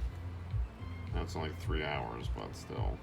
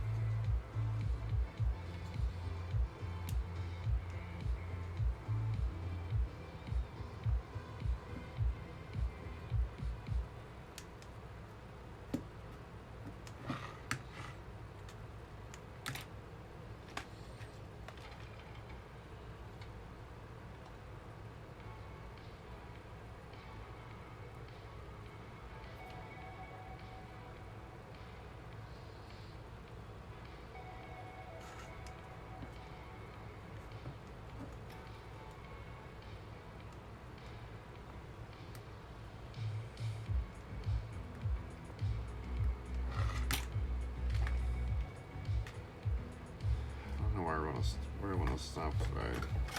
I kind of wanted to like get this filled in, but I don't think it's gonna happen. It's probably like another hour of work.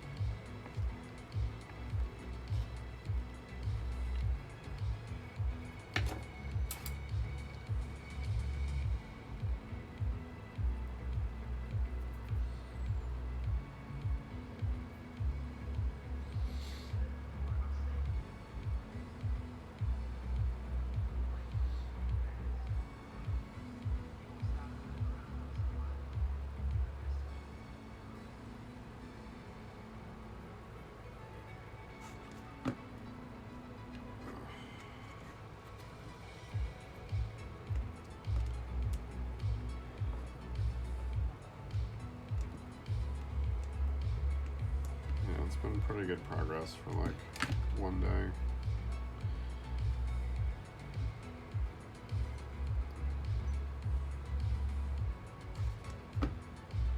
This mold should be probably another day and a half. I could probably pour the silicone for this.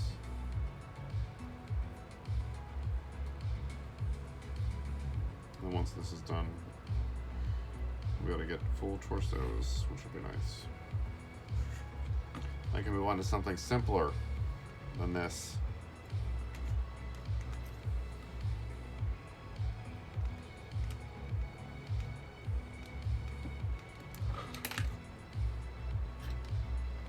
This is probably the most complex part of the whole thing. It's making this torso mold.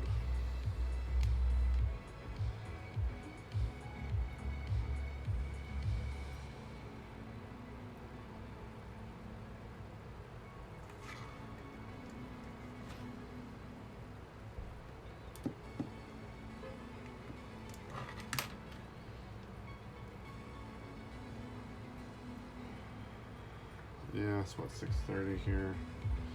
Starting to get hungry.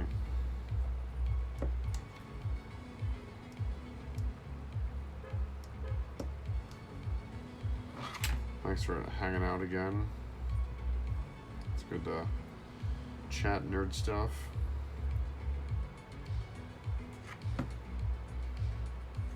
Mr. Bone Splinters, I don't know how long you were off and on, but it's cool that you could jump on again.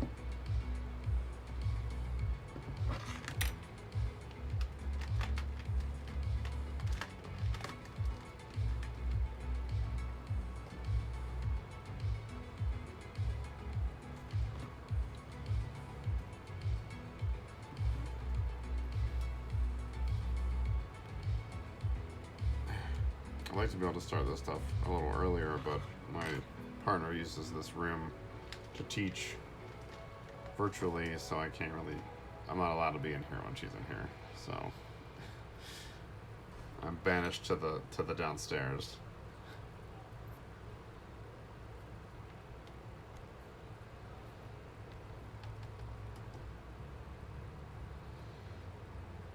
So I can only do like early afternoon to evening.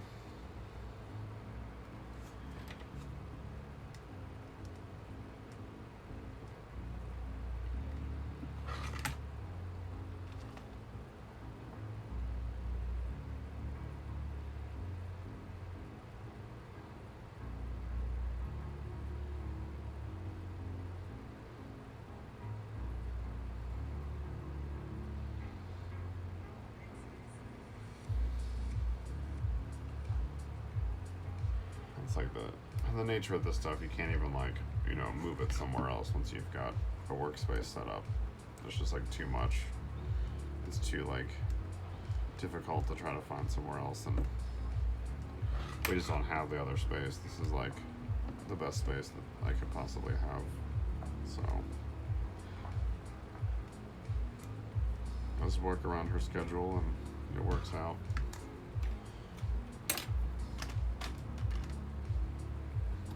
I don't know if it's like I assume it's better for you guys on the East Coast, like that it's later, because then you're not working or whatever. Well, not at work. Not that you're not working necessarily.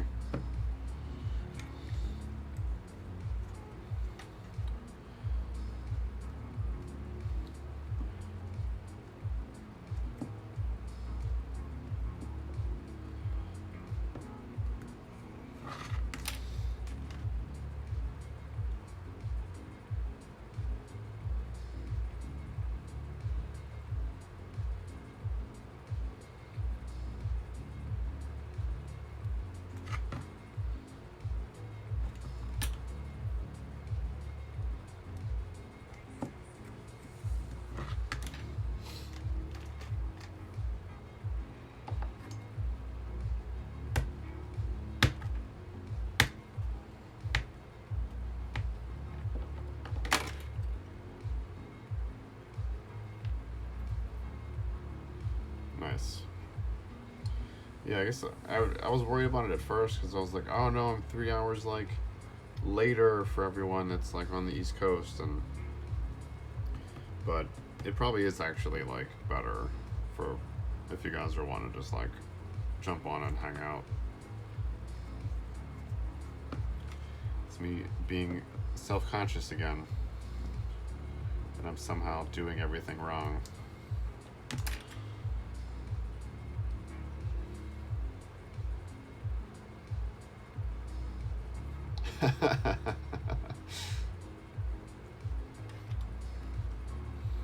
You should just be happy my the door's closed and my cats aren't in here climbing all over everything. Though happy my one of my cats did visit yesterday, so you can't guarantee that won't happen again.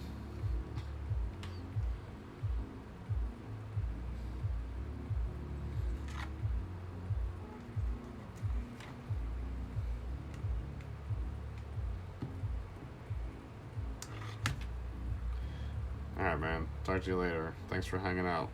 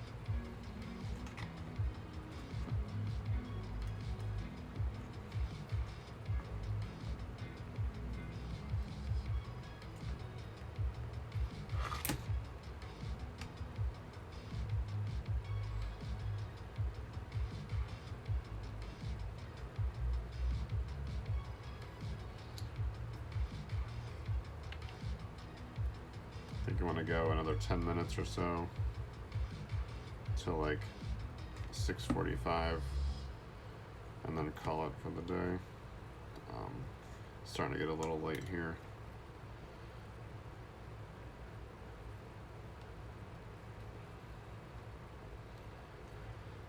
It's been good overall. Had some technical difficulties at first. Thought I was streaming, turns out I wasn't. But then that got solved. Opened up the mold I made yesterday. Then got that all ready and made a cast to try it out. That's where this guy came from. Pretty happy with the result.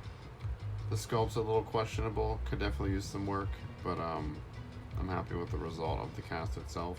So that means the mold was good. Had a good result.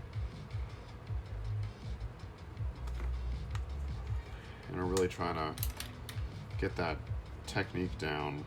These sock molds, sleeve molds, they're a big improvement over the ones I've done in the past, which work, but I had a lot of issues with trying to keep resin from leaking out.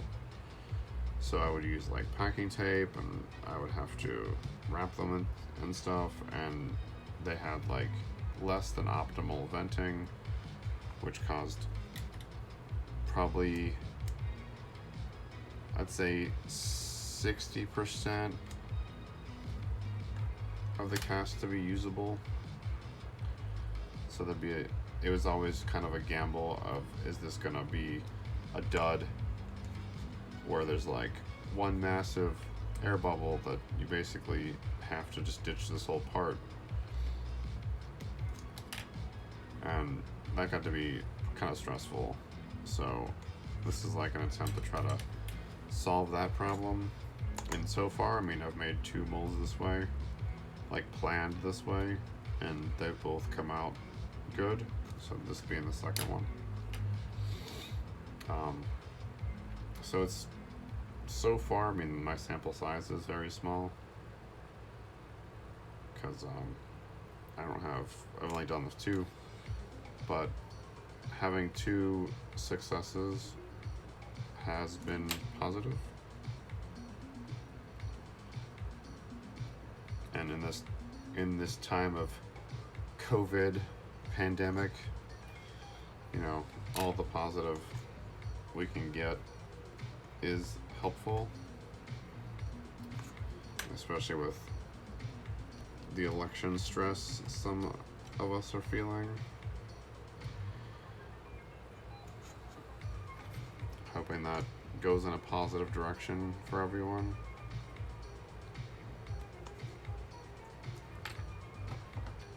Such a weird place to be in, like, historically.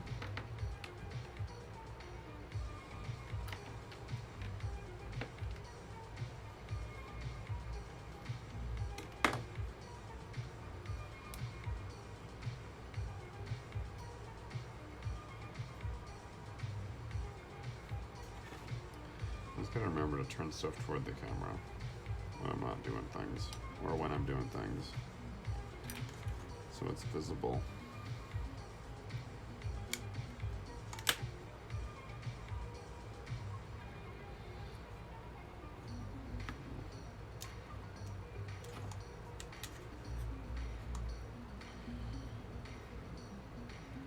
Really, I'm just trying to fill up the space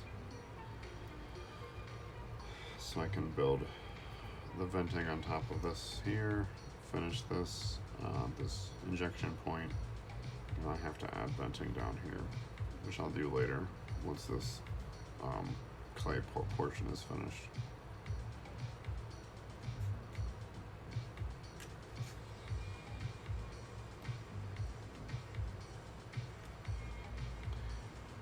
This just takes so long. So tedious. But that work pays off when the mold comes out good and produces good casts.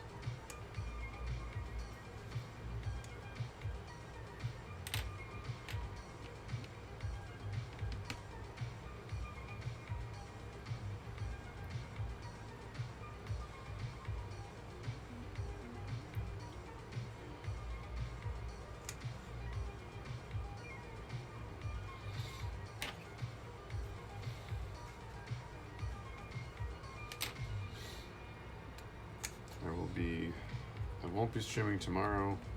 I have a doctor's appointment, so that's obviously going to take priority. I should be back on Friday.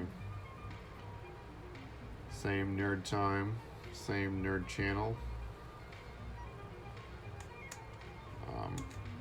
I will probably have worked on this tomorrow, so this might be in a more complete state on Friday. I'll probably post some pics to Instagram if I do, if I'm able to make some progress on this. Well, if it's like significant enough progress, because that's more interesting to look at.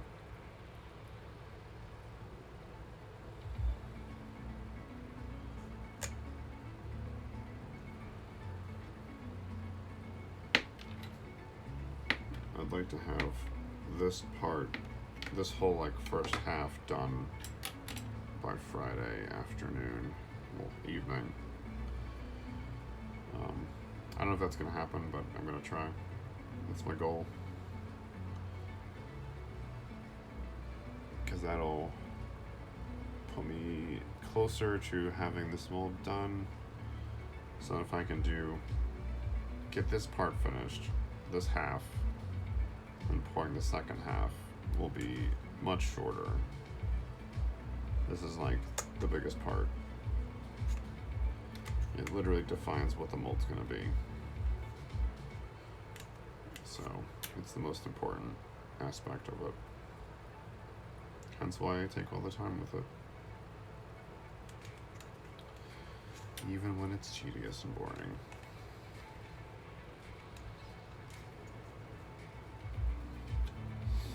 Once I get to like the smooth part where I'm like actually shaping like the surface here and stuff, I get a little bit more interested because it feels like I'm making something and I'm like designing it as opposed to just like packing clay on. So it's a little bit more enjoyable. Gotta find the aspects of the work that you enjoy, or find the aspects that are enjoyable, that you can make enjoyable, because otherwise it's real boring.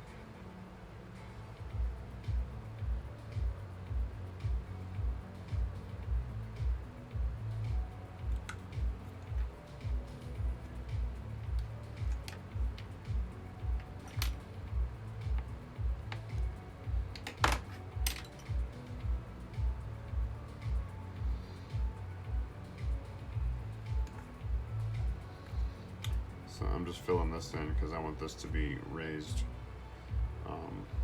because the front part's going to end around here. So this is going to be very narrow between this part and the wall. So I want this to be filled in,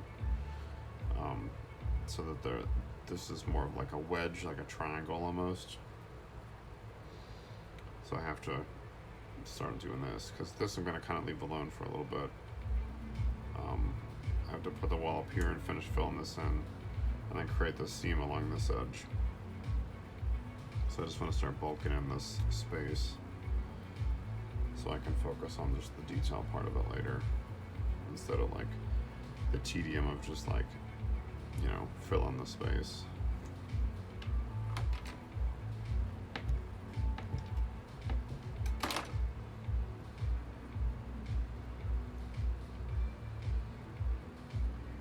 I'll finish up these chunks and then I'm going to stop for the day. So probably a few more minutes.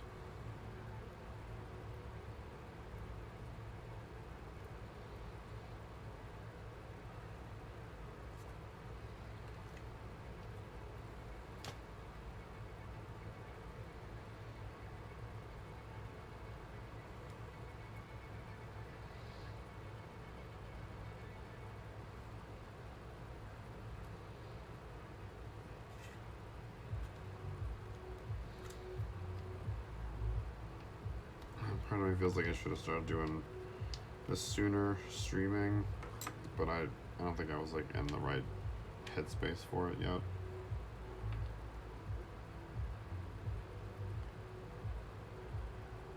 But now it feels better. I feel more at ease with things.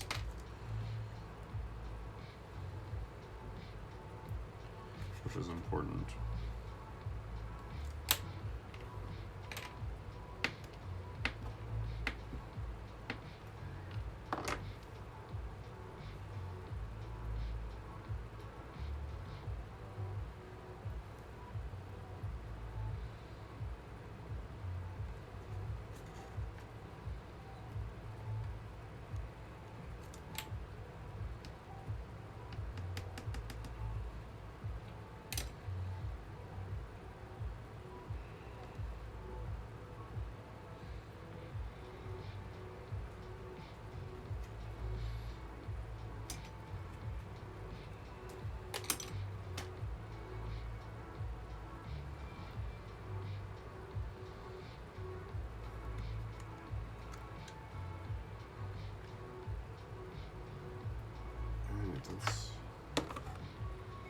That's a little too much.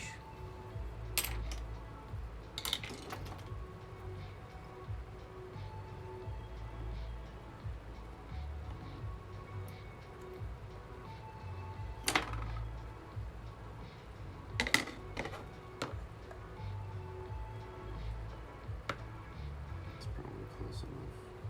It's like past, a little past those marks.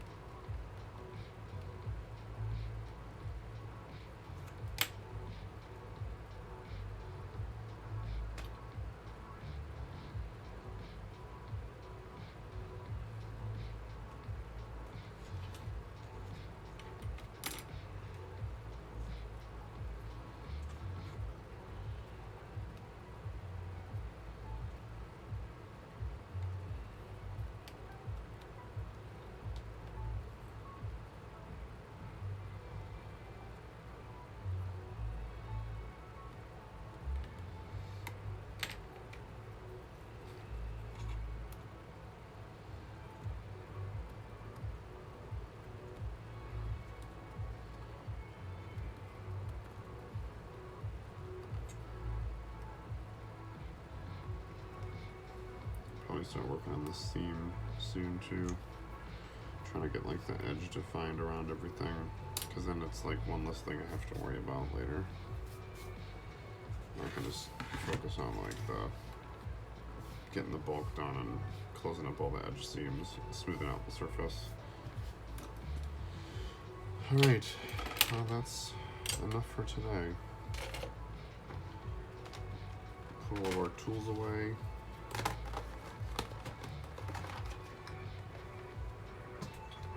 All of our electrical things. Straighten up the workspace.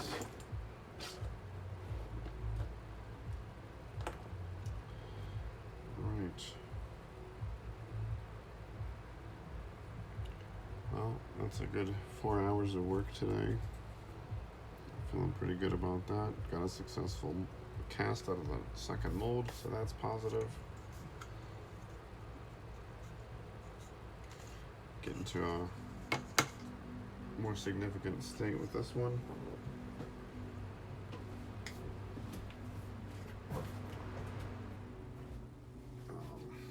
Yeah. If you don't follow me on Instagram, it's the same handle, Nostalgia Choice. I will post updates there usually, or on Facebook. You can look me up on Facebook. I have a page on there, and I'll let you know when I'm gonna be on. I'm still learning Twitch, so I'm learning how to make notices and stuff of like when I'm planning to be on, so that you get like an email or what have you. But I'll work on that, and I'll be back Friday. Thanks for watching.